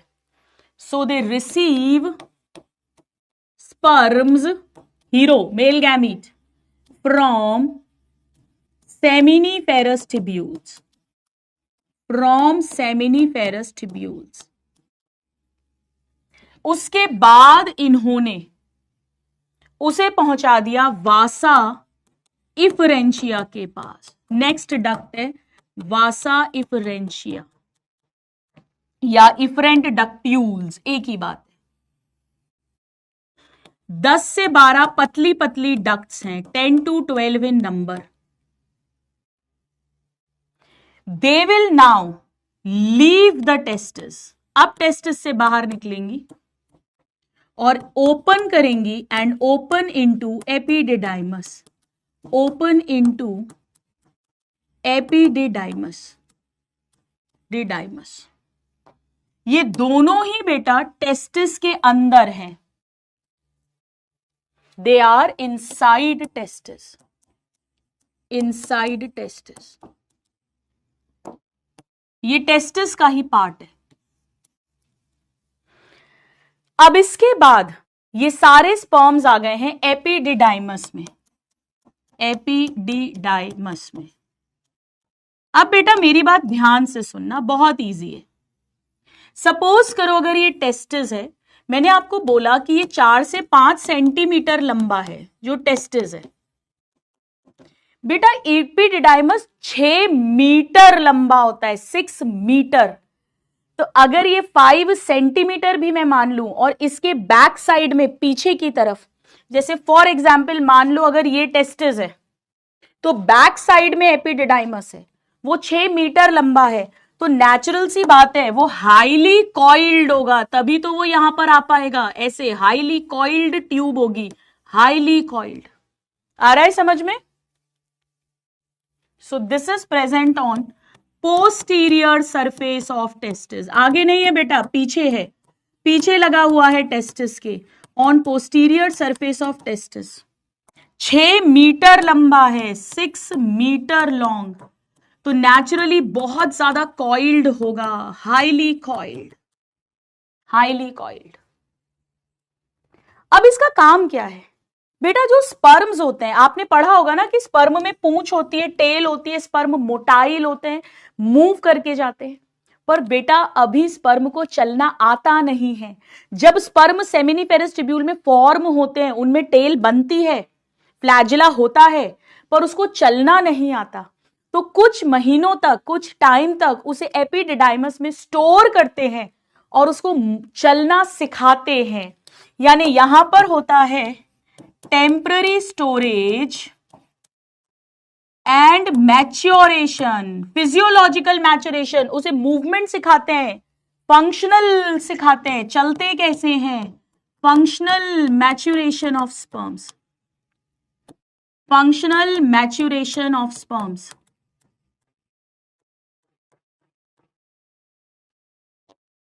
सो ये 10 से 12 हैं, टेस्टिस को लीव करेंगी, ओपन करेंगी एपिडिडाइमस में। एपिडिडाइमस पीछे की तरफ है, 6 मीटर है, हाईली कॉइल्ड है, टेम्पररी स्टोर करेगा और मैच्योर करेगा, चलना सिखाएगा। हालांकि बेटा स्पर्म अभी चलता नहीं है, चलता नहीं है अभी। क्यों नहीं चलता? क्योंकि अगर वो मूवमेंट करेगा तो उसे एटीपी चाहिए, एनर्जी चाहिए, वो भी खर्च नहीं करता। अभी तो अपने घर में है, अभी तो लड़का अपने घर में है, लड़के को बहुत दूर जाना है, लड़के को vagina, cervix, uterus, fallopian tube तक पहुंचना है। तो उसे कहते भैया जब तू घर के बाहर जाएगा तब तू एनर्जी खर्च करना, तब तू खाना खर्च करना, तब तू शुगर को तोड़ना, एटीपी बनाना, काम करना, अभी तो तू घर में ही है। तो जो एपिडिडाइमस और वासा डिफरेंस इन सब की मसल्स हैं वॉल में, वो कॉन्ट्रैक्ट रिलैक्स करके धक्का देते हुए स्पर्म को आगे भेजती हैं। चलना तो आ गया है लेकिन चलता नहीं है, चलता नहीं है। ये सब बेटा स्क्रोटम के अंदर है, ये सब स्क्रोटम के अंदर है। This is all inside scrotum. अब इसके बाद स्पर्म पहुंचेगा वासा डिफरेंस में, वासा डिफरेंस। अब आप इसे वासा डिफरेंस बोलो, वास डिफरेंस बोलो, वासा डिफरेंशिया बोलो, एक ही बात है। ये इफरेंशिया है, ये डिफरेंशिया या डिफरेंस है। एक मिनट देना बेटा प्लीज मुझे। भैया वो स्क्रीन बंद हो गई, एक बार देख, बेल नहीं बज रही है एक्चुअली। चलिए, वासा डिफरेंस बेटा ध्यान से समझना। होता क्या है, ये एपिडिडाइमस के बाद वासा डिफरेंस जब आएगी ऐसे, ये वासा डिफरेंस है, ये भी स्क्रोटम में है पर अब ये ऊपर की तरफ चढ़ेगी, अब ये ऊपर की तरफ चढ़ेगी। टेस्टिस और एपिडिडाइमस टोटली स्क्रोटम के अंदर है। वासा डिफरेंस स्टार्ट हो गई है स्क्रोटम से और अब ऊपर जाएगी, इंग्वाइनल कैनाल से होती हुई वापस एब्डोमेन में जाएगी। मैं डिटेल में नहीं जा रही हूं बेटा। ये जो एपिडिडाइमस है इसके 3 पार्ट्स कह देते हैं, ये हेड है, ये बॉडी है, ये टेल है। उनको अलग अलग नाम देते हैं, कैपुट, कॉर्डा और बीच में कॉर्पस। अपने को ये सब नहीं करना है। अब मैं क्या करने वाली हूं, अब मैं एक डायग्राम बनाऊंगी, इतना लिखकर एक डायग्राम। चलिए, एक डायग्राम हम सामने से देख रहे हैं, मेल रिप्रोडक्टिव सिस्टम को, यानी एंटीरियर व्यू बनाने वाली हूं मैं, एंटीरियर व्यू। चलिए बनाइए मेरे साथ। थोड़ी सी जगह छोड़ना नीचे लेबलिंग के लिए। तो सपोज करिए बेटा ये एक स्क्रोटम है, इधर भी स्क्रोटम है, यानी स्क्रोटल सैक है, स्क्रोटल सैक। इसके अंदर ये टेस्टिस है जिसमें सेमिनिफेरस टिब्यूल है, रेटे टेस्टिस है और वासा इफरेंशिया है। और ये इसके पीछे एपिडिडाइमस है, बैक साइड में एपिडिडाइमस है। और एपिडिडाइमस से ये डक्ट निकल रही है वासा डिफरेंशिया या वासा डिफरेंस नाम की, दोनों ही तरफ। इसमें स्पर्म्स आ गए हैं, स्पर्म्स आ गए हैं।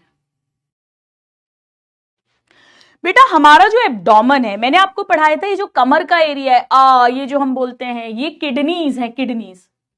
किडनी के नीचे जाओगे तो यूरेटर आएगा और यूरेटर यूरिन को डालेगा यूरिनरी ब्लैडर में। ये कितने लोगों को याद है? यानी सपोज करिए अगर मुझे यहां बनाना है तो ये मान लो यूरिनरी ब्लैडर है, यूरिनरी ब्लैडर, और ये यूरेटर आ रहे हैं, ये यूरेटर आ रहे हैं, यूरेटर, ये किडनी से यूरिन ला रहे हैं, यूरिन। सो ये है यूरेटर, इसके अंदर यूरिन है बेटा, यूरिन। इसका मेल रिप्रोडक्शन से कोई लेना देना नहीं है। अब होगा क्या, उसी इंग्वाइनल कैनाल के थ्रू वासा डिफरेंस वापस ऊपर चढ़ेगी और ब्लैडर के अंदर एंटर करेगी नहीं, ब्लैडर के पीछे है वो। समझना, रुको मैं बताती हूं। जैसे फॉर एग्जाम्पल अगर ये ब्लैडर है, ये तो यूरेटर आ रहा है, यूरेटर अपनी यूरिन ब्लैडर के अंदर डाल रहा है, पर वासा डिफरेंस ब्लैडर के पीछे आएगी, पीछे बैक साइड में। और बैक साइड में बेटा एक इधर और एक इधर अटैच्ड हैं सेमिनल वसाइकल ग्लैंड, 2 ग्लैंड्स हैं सेमिनल वसाइकल, इधर भी इधर भी। तो वासा डिफरेंस आएगा और पीछे अटैच्ड है सेमिनल वसाइकल ग्लैंड। तो सेमिनल वसाइकल ग्लैंड जो भी कुछ प्रोड्यूस करेगा वो एक डक्ट के through, it is an exocrine gland, वो डक्ट में आएगा। और इधर वासा डिफरेंस डक्ट आ रही है जिसमें स्पर्म है।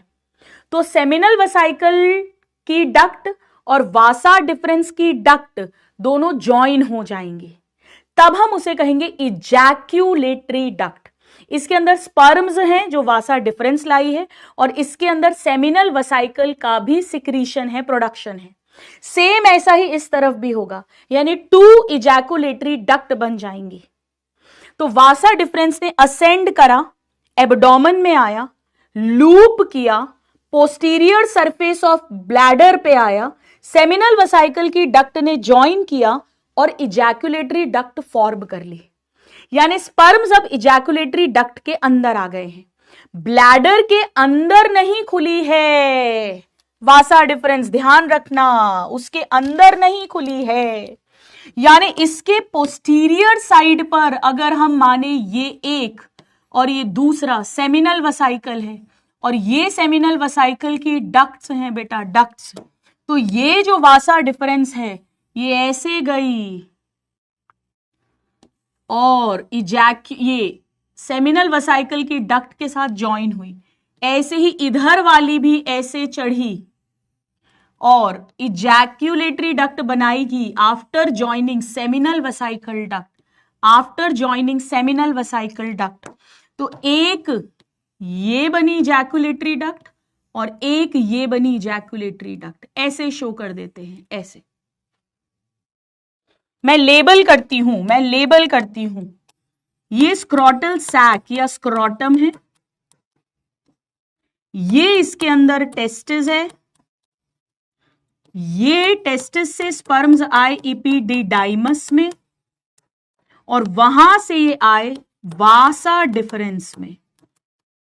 अभी तक सब चीजें स्क्रॉटम के ही अंदर हैं, पर वासा डिफरेंस अब ऊपर जाएगी, एब्डोमेन में पहुंचेगी और वहां जाकर ये ब्लैडर के पीछे पहुंचेगी और वहां पर सेमिनल वसाइकल ग्लैंड है 1 पेयर, उनके डक्ट के साथ ज्वाइन करेगी और वो बना देगी इजैक्यूलेटरी डक्ट,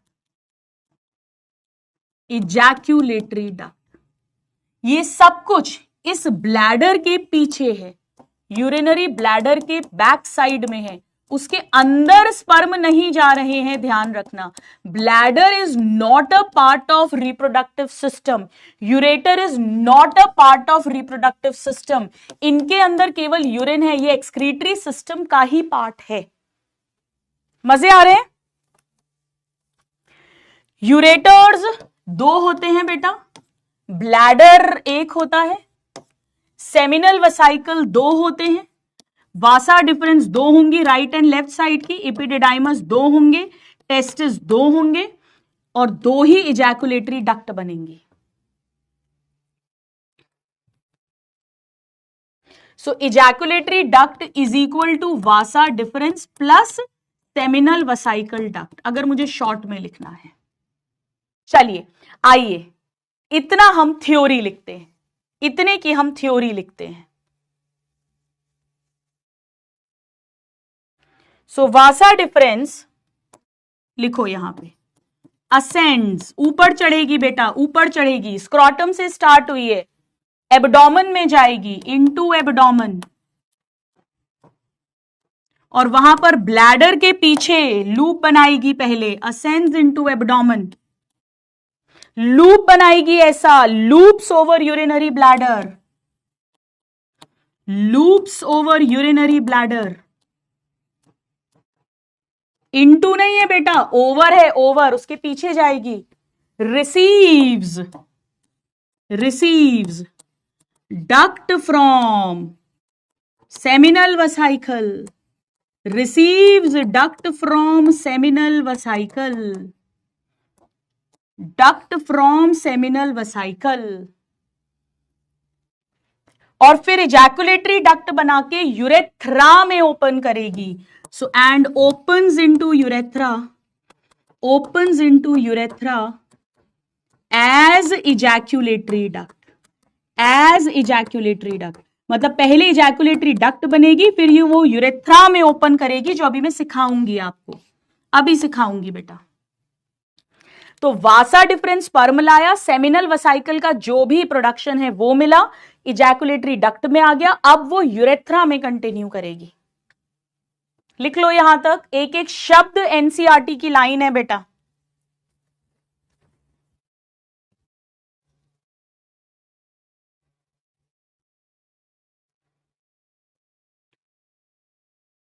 चलिए अब सुनिए ध्यान से, अब सुनिए ध्यान से, देखिए अब बेटा क्या होगा, अब बेटा क्या होगा सुनना।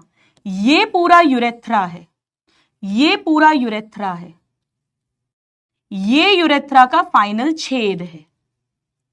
तो जो भी सिक्रीशन है अब वो यूरेथ्रा में आ गया। यूरेथ्रा एक है बेटा, सिंगल है, सिंगल एक यूरेथ्रा है। अब मेरी बात फुल कंसंट्रेशन से सुनना बेटा। यूरेथ्रा के अंदर इजैकुलेटरी डक्ट आ गई, यानी यूरेथ्रा के अंदर स्पर्म आ गया, और यूरेथ्रा के अंदर तो यूरिन भी आती है, किडनी, किडनी से यूरेटर, यूरेटर से ब्लैडर, ब्लैडर से यूरेथ्रा और फिर बाहर जाती है बॉडी के। यानी बेटा यूरेथ्रा के अंदर सीमन, स्पर्म भी आएंगे, अभी इतना समझ लो, और यूरेथ्रा के अंदर यूरिन भी आएगी। यानी यूरेथ्रा है यूरिनोजेनाइटल डक्ट। बेटा यूरेथ्रा केवल मैमल्स में मिलता है, फ्रॉग में यूरेथ्रा था ही नहीं, मैंने बताया था, वहां भी लिखवाया था।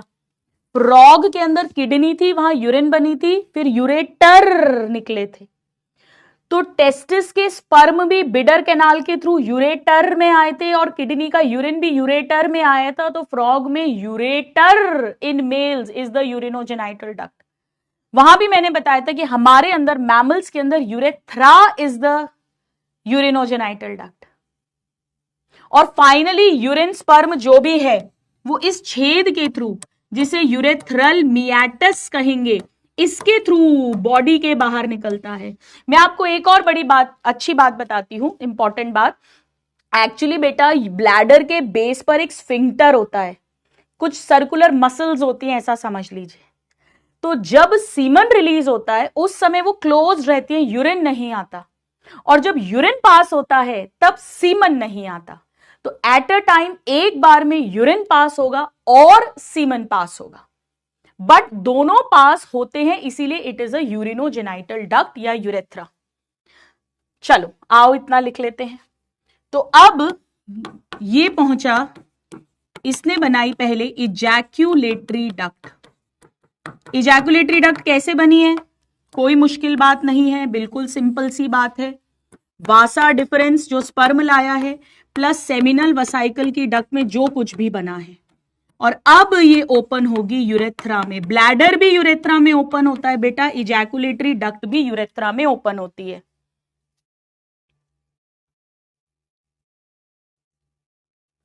So this originate from, urethra की शुरुआत कहां से हुई है बेटा, ब्लैडर की बेस से। जहां ब्लैडर खत्म होता है वहां से यूरेथ्रा शुरू होता है, urinary bladder, originate from bladder, x tends through penis, अभी समझाऊंगी आपको, एक्सटेंड्स थ्रू पेनिस, और फिर ये बॉडी के बाहर यूरिन को और सीमन को डालेगा, and comes out of the body as, उस छेद को बोलते हैं बेटा urethral meatus, urethral meatus. So it originate from bladder, through penis आएगा और बाहर निकलेगा छेद के थ्रू, इसी को बोलते हैं यूरिनोजेनाइटल डक्ट। यूरिन भी आएगी और सीमन भी आएगा।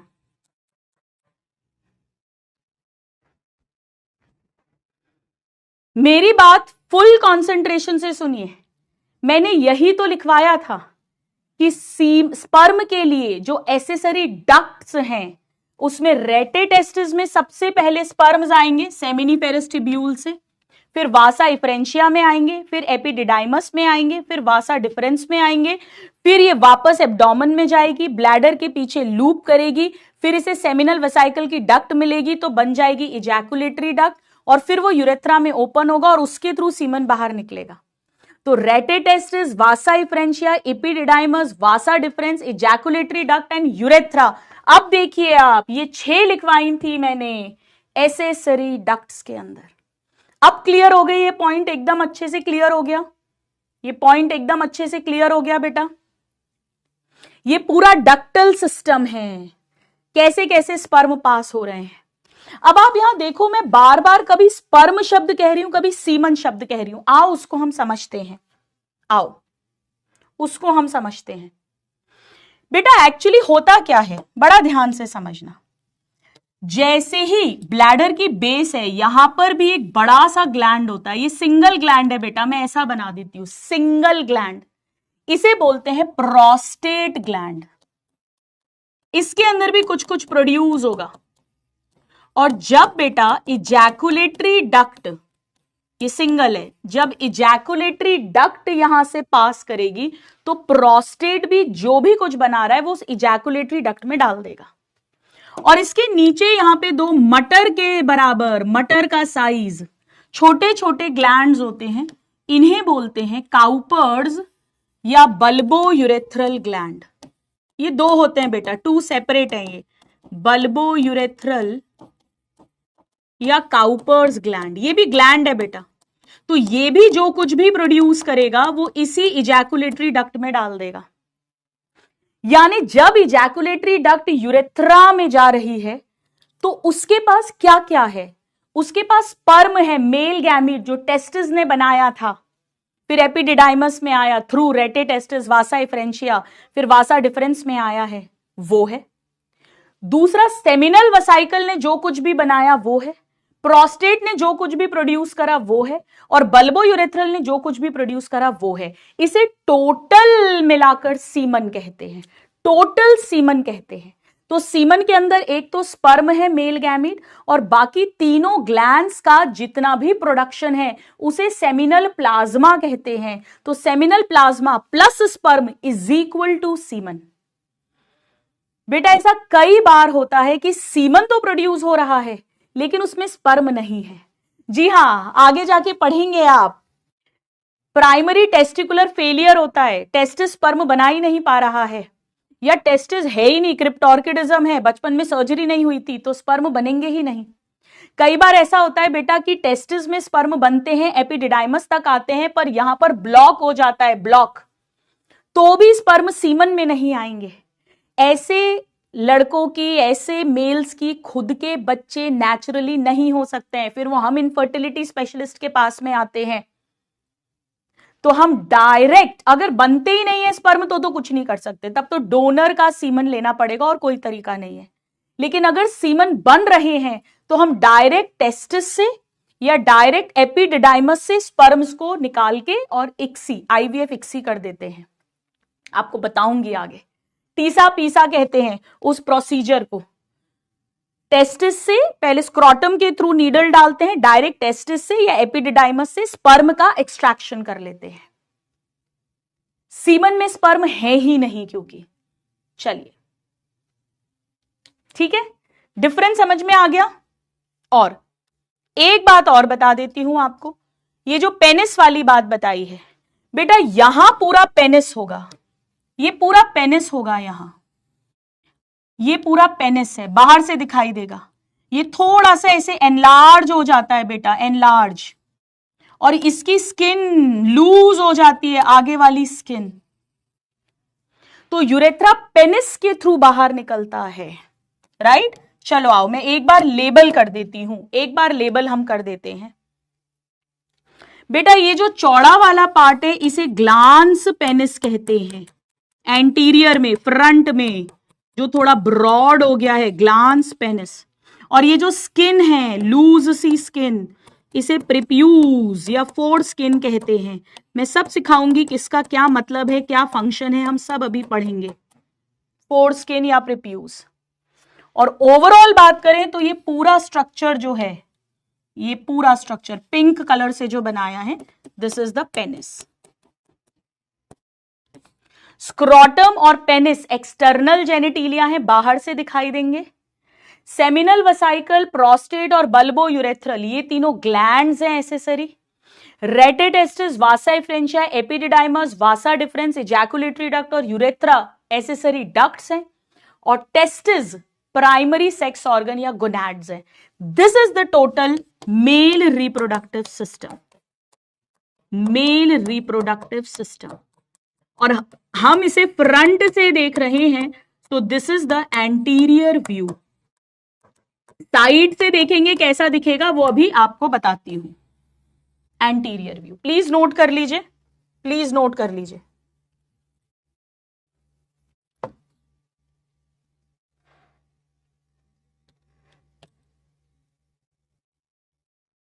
नोट कर लो बेटा।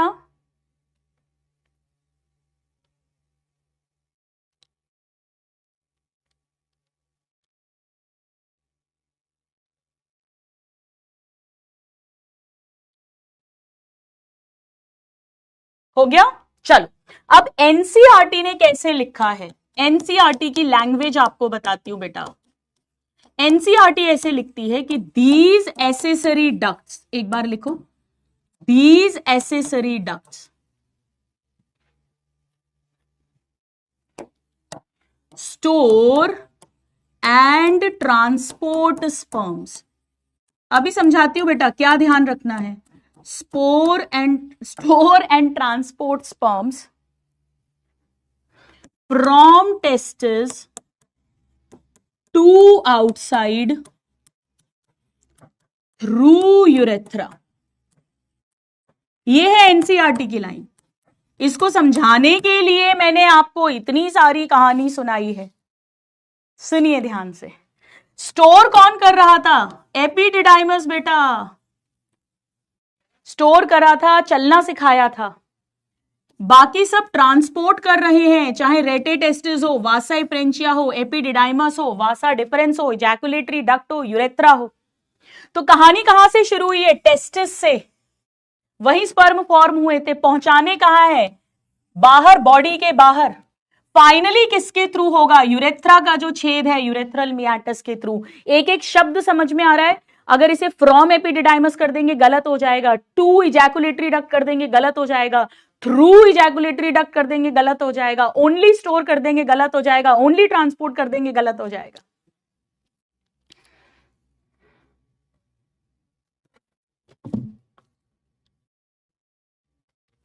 चलिए, अब आइए बेटा, क्विकली हम एक बात लिख लेते हैं कि सीमन क्या होता है। प्लीज लिखिए, semen is equal to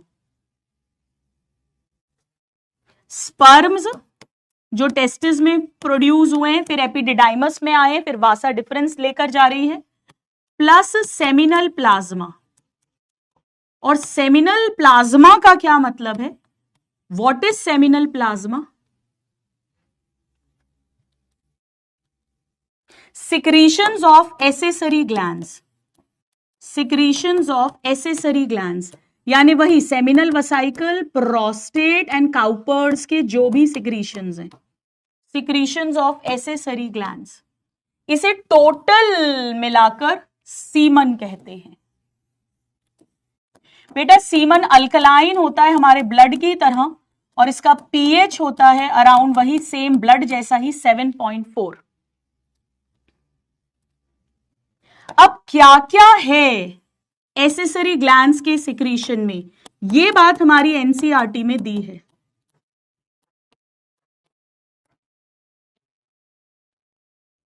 What does this secretions includes? तीन पॉइंट्स, नंबर 1 2 3 करो, एक लाइन और छोड़ो और नेक्स्ट लिखना, अब जो मैं लिखवा रही हूं आपको। चलिए आइए नेक्स्ट पेज ले लेना, अगर जगह कम हो। एसेसरी ग्लैंड्स के बारे में थोड़ी सी बातें हम लिखेंगे। 3 टाइप के एसेसरी ग्लैंड्स हैं, आ जाओ फटाफट से पहले उनके नाम लिख देते हैं। सो बल्बो यूरेथ्रल 2 हैं, यानी एक जोड़ी, या इसे ही काउपर्स ग्लैंड्स भी कहते हैं। प्रोस्टेट बेटा सिंगल है ब्लैडर की बेस पर, और सेमिनल वसाइकल भी 2 है बिहाइंड ब्लैडर, चलो प्यारे नादान परिंदों, इनके बारे में लिख लेते हैं।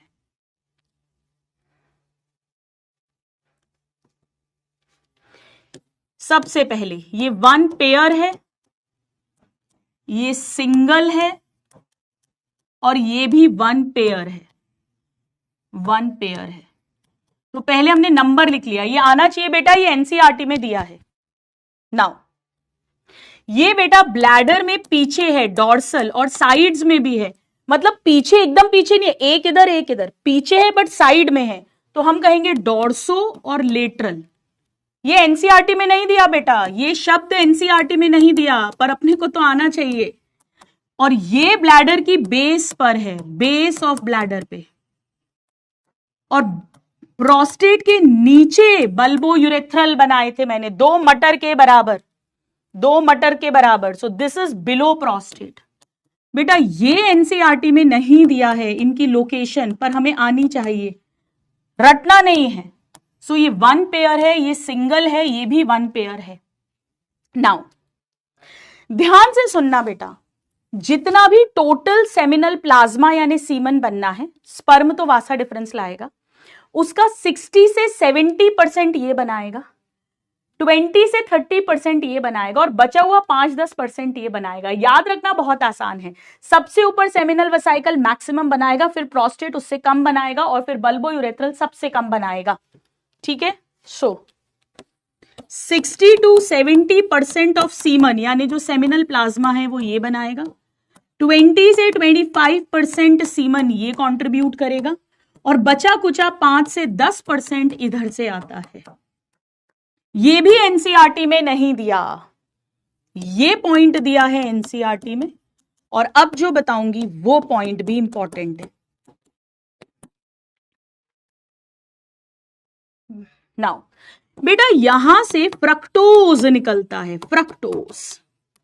एक बात ध्यान से सुनना, नॉर्मली कोई सेल ग्लूकोज यूज करता है मोस्ट कॉमनली रेस्पिरेशन करके, ब्रेकडाउन करके एटीपी बनाने के लिए, पर जो स्पर्म है बेटा वो फ्रक्टोज यूज करता है। ये पूरा semen vagina, cervix, uterus, fallopian tube तक जाएगा, तो उसके अंदर जो फ्रक्टोज है, शुगर है, मोनोसेक्राइड शुगर, ग्लूकोज नहीं फ्रक्टोज, उसे ब्रेक डाउन करके उससे एटीपी एनर्जी लेकर और फिर जो स्पर्म है वो अपनी मूवमेंट करेगा और आगे बढ़ेगा। बेटा रेप टेस्ट जब किया जाता है तो फ्रक्टोज की ही टेस्टिंग करते हैं।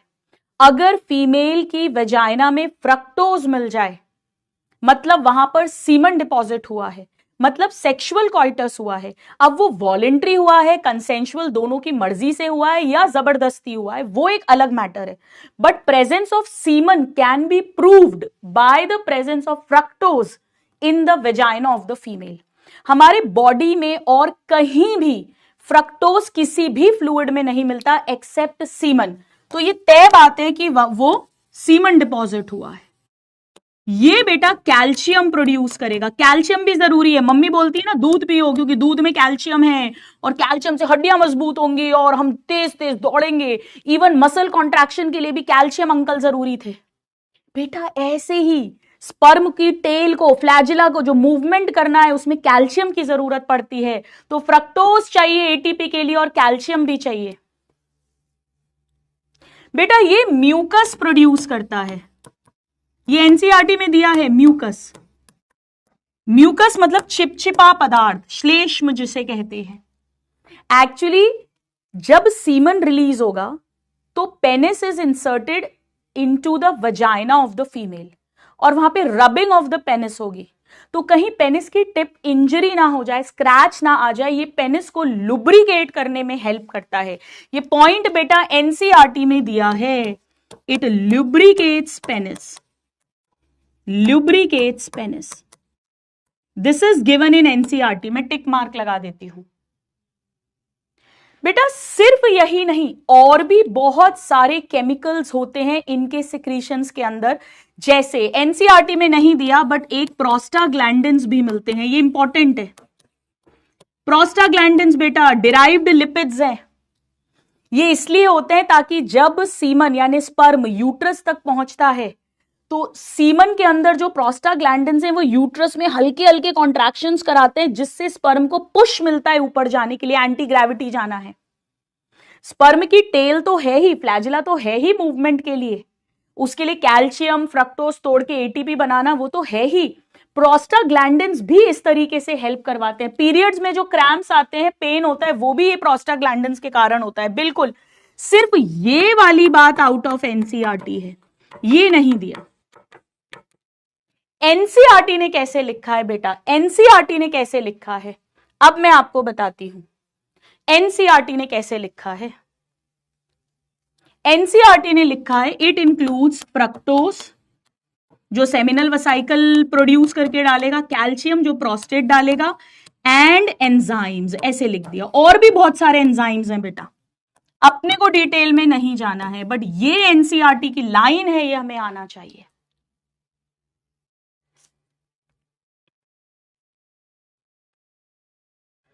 अब आइए बेटा इसका लास्ट टॉपिक पढ़ते हैं, पेनिस। हमने टेस्टिस देख लिया, सेमिनल वेसिकल की बात हो गई, प्रोस्टेट की बात हो गई, बल्बो यूरेथ्रल की बात हो गई, यानी ग्लैंड्स की बात हो गई है, स्क्रोटम में कुछ अलग से है नहीं, पेनिस बचा है अभी, और डक्स की भी बात हो गई है।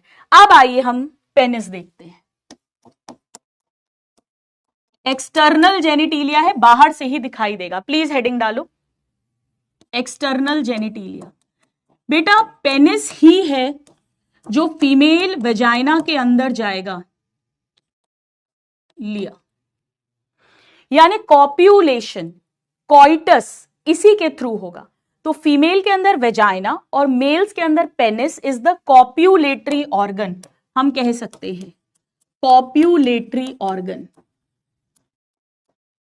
जिसको जाना है जाओ, है ना बेटा, क्लास मत डिस्टर्ब करो आप। चलो अब बहुत ध्यान से सुनना बेटा।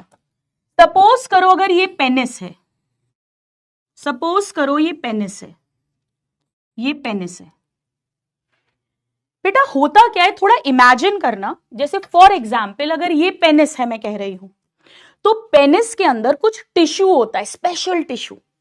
उसके 2 सिलेंडर पीछे होते हैं और 1 सिलेंडर आगे होता है। वो जो आगे वाला सिलेंडर है उसी के थ्रू यूरेथ्रा पास हो रहा है। टोटल 3 सिलेंडर्स होते हैं, टिश्यू है, मैं भी समझाऊंगी, 2 पीछे और 1 आगे। जो आगे वाला सिलेंडर है उसके थ्रू यूरेथ्रा पास होता है, जिसमें यूरिन और सीमन आता है। यानी कुछ ऐसा समझ लो आप कि मान लीजिए ये यूरेथ्रा है, इसी के थ्रू सीमन और यूरिन आती है, ये छेद है। तो बेटा यहां पर सिलेंडर्स हैं, हम उसे कैसे दिखाते हैं, ऐसे दिखाते हैं। जैसे मान लो बेटा एक ये आगे वाला सिलेंडर है, ये आगे वाला सिलेंडर है पूरा टोटल एक सिंगल, जिसके थ्रू यूरेथ्रा पास हो रहा है, और ये 2 पीछे होते हैं सिलेंडर्स। जैसे एक ये सिलेंडर है, ये टिश्यू है बेटा, सब टिश्यू है, स्पेशल टिश्यू है, मैं अभी समझाऊंगी। और एक ये सिलेंडर है। इनके नाम आपको नहीं भी याद रहेंगे ना तो चलेगा, मुझे कोई प्रॉब्लम नहीं है, बिल्कुल याद मत करना, पहले इन पे क्वेश्चंस आते थे। ये 2 हैं, दिस एंड दिस, और ये एक है, सिंगल है, जिसके थ्रू यूरेथ्रा पास होता है। इसे कहते हैं बेटा कॉर्पोरा कैवर्नोसा। ये 2 होते हैं और पीछे की तरफ होते हैं, और इसे बोलते हैं एक सिंगल कॉर्पस स्पॉन्जियोसम।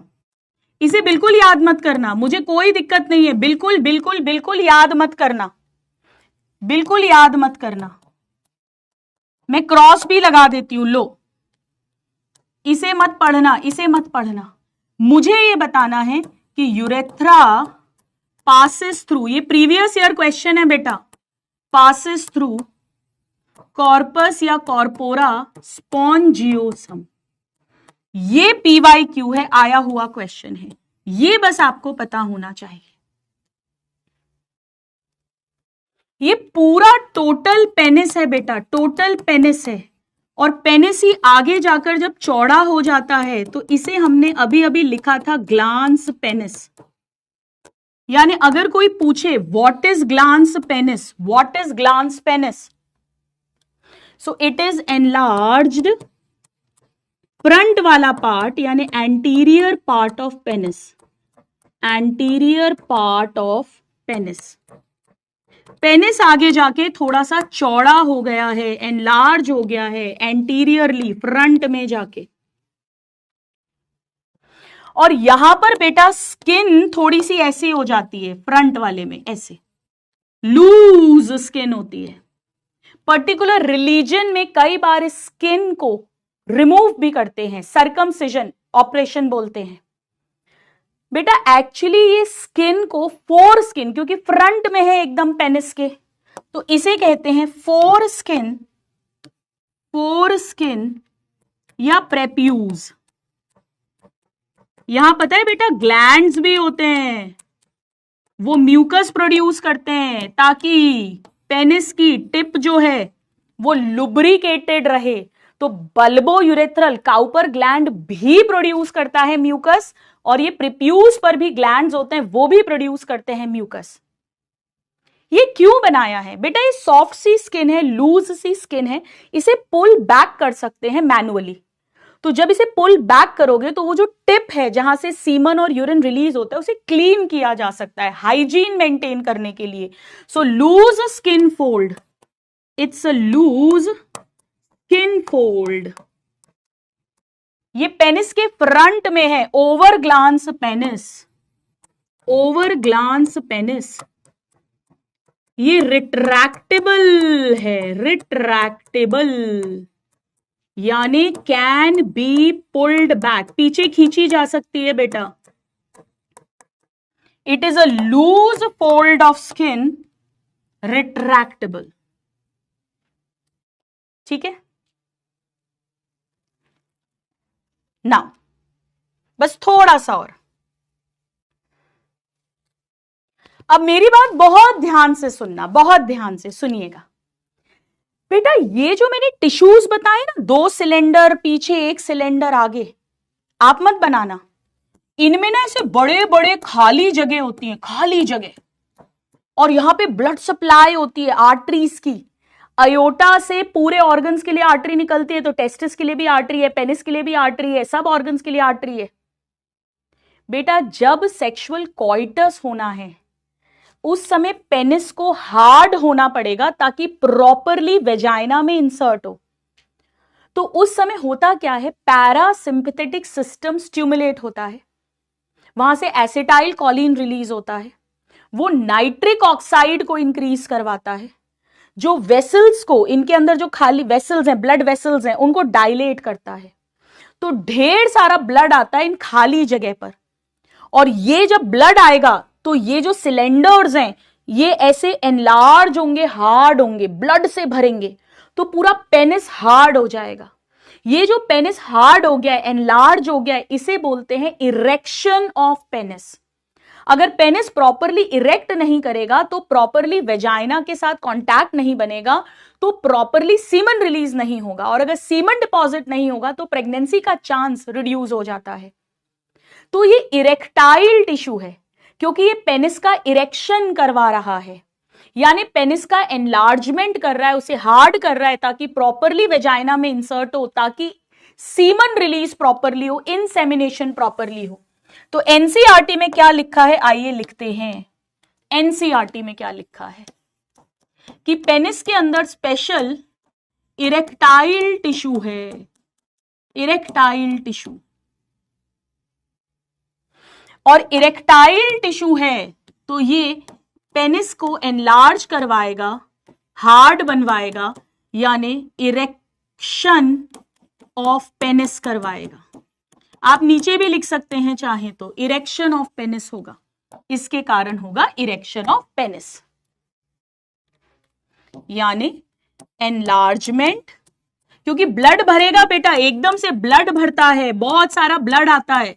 ब्लड क्यों आता है? वो नाइट्रिक ऑक्साइड के कारण से एकदम से ब्लड वेसल्स डायलेट होती हैं, और ये सब क्यों होता है? पैरासिम्पैथेटिक सिस्टम के स्टिमुलेशन के कारण।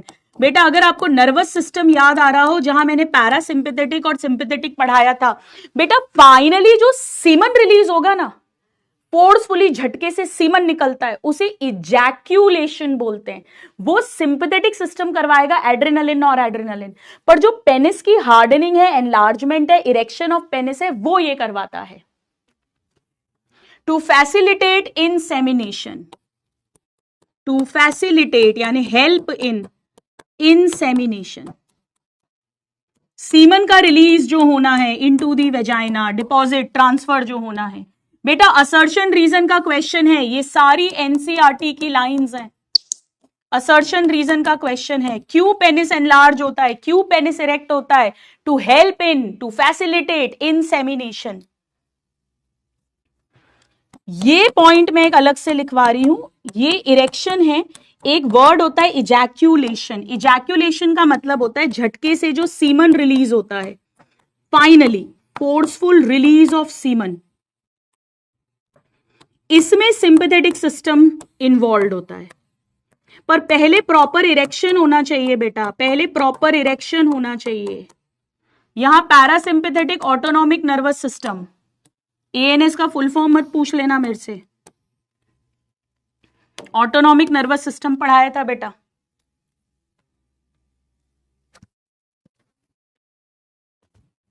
बहुत इजी है, बहुत इजी है। इरेक्शन ऑफ पेनिस का मतलब है पेनिस हार्ड हो जाएगा, एनलार्ज हो जाएगा, तो उसके लिए स्पेशल इरेक्टाइल टिश्यू है। और क्यों हार्ड करवाना है? ताकि सीमन प्रॉपरली रिलीज हो इनटू दी वजाइना, पेनिस का प्रॉपर कांटेक्ट हो जाए वजाइना में। हमारे पास कई बार ऐसे पेशेंट्स आते हैं जिनको इरेक्टाइल डिसफंक्शन होता है, इन्हें इरेक्शन ऑफ पेनिस प्रॉपर नहीं होता, और अगर पेनिस प्रॉपरली इरेक्ट नहीं करेगा, प्रॉपर कांटेक्ट नहीं होगा वजाइना से, तो प्रॉपरली सीमन रिलीज नहीं होगा, प्रेगनेंसी में प्रॉब्लम आती है, इनफर्टिलिटी के लिए आते हैं।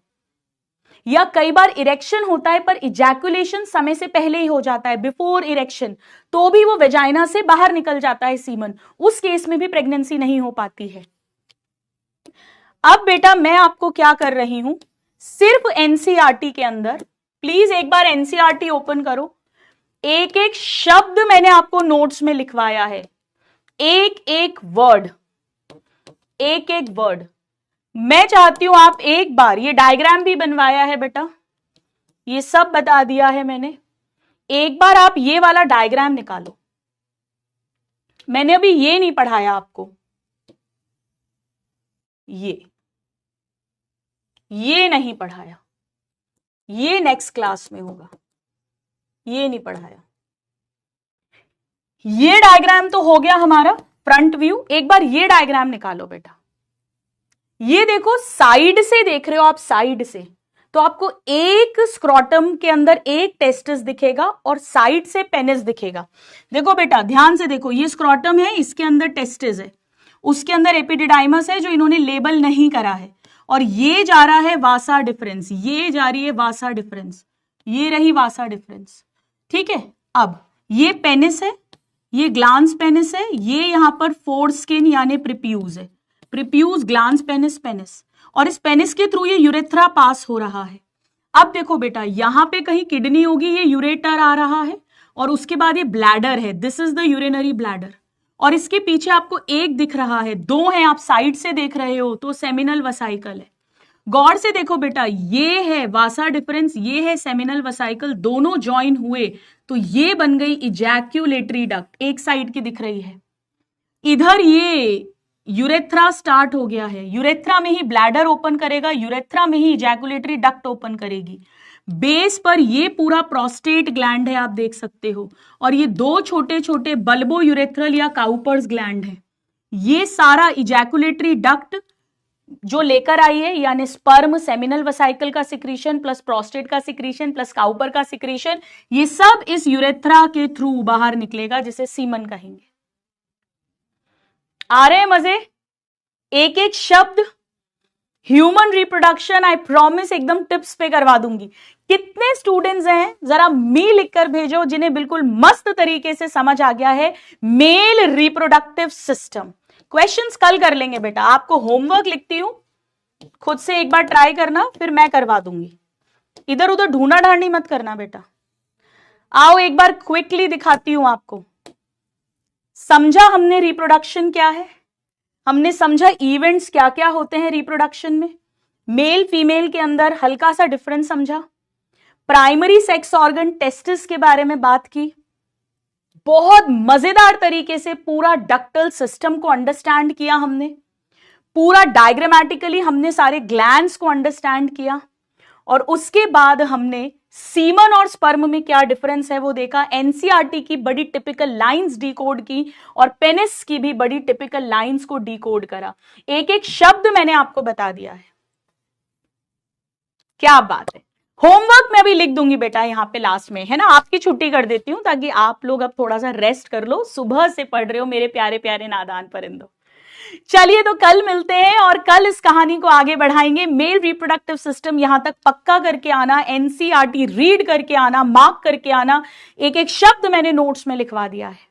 कल मिलते हैं, bye everybody, take care, lots of love, thank you so much. और हाँ बेटा, मुझे जरूर जरूर जरूर बताना, 2-3 मिनट लगेंगे ऐप पर मैसेज कर कर कि ह्यूमन रिप्रोडक्शन की शुरुआत धमाकेदार लगी या नहीं, मजे आए या नहीं, जो मैंने रियल लाइफ एक्सपीरियंसेस उसके साथ जोड़े, आपको कुछ बातें बताई क्लिनिकल, उससे इंटरेस्ट डेवलप हुआ या नहीं, और आप मोटिवेट हुए या नहीं डॉक्टर बनने के लिए। मुझे इंतजार रहेगा। Bye everybody, thank you so much, God bless you finally.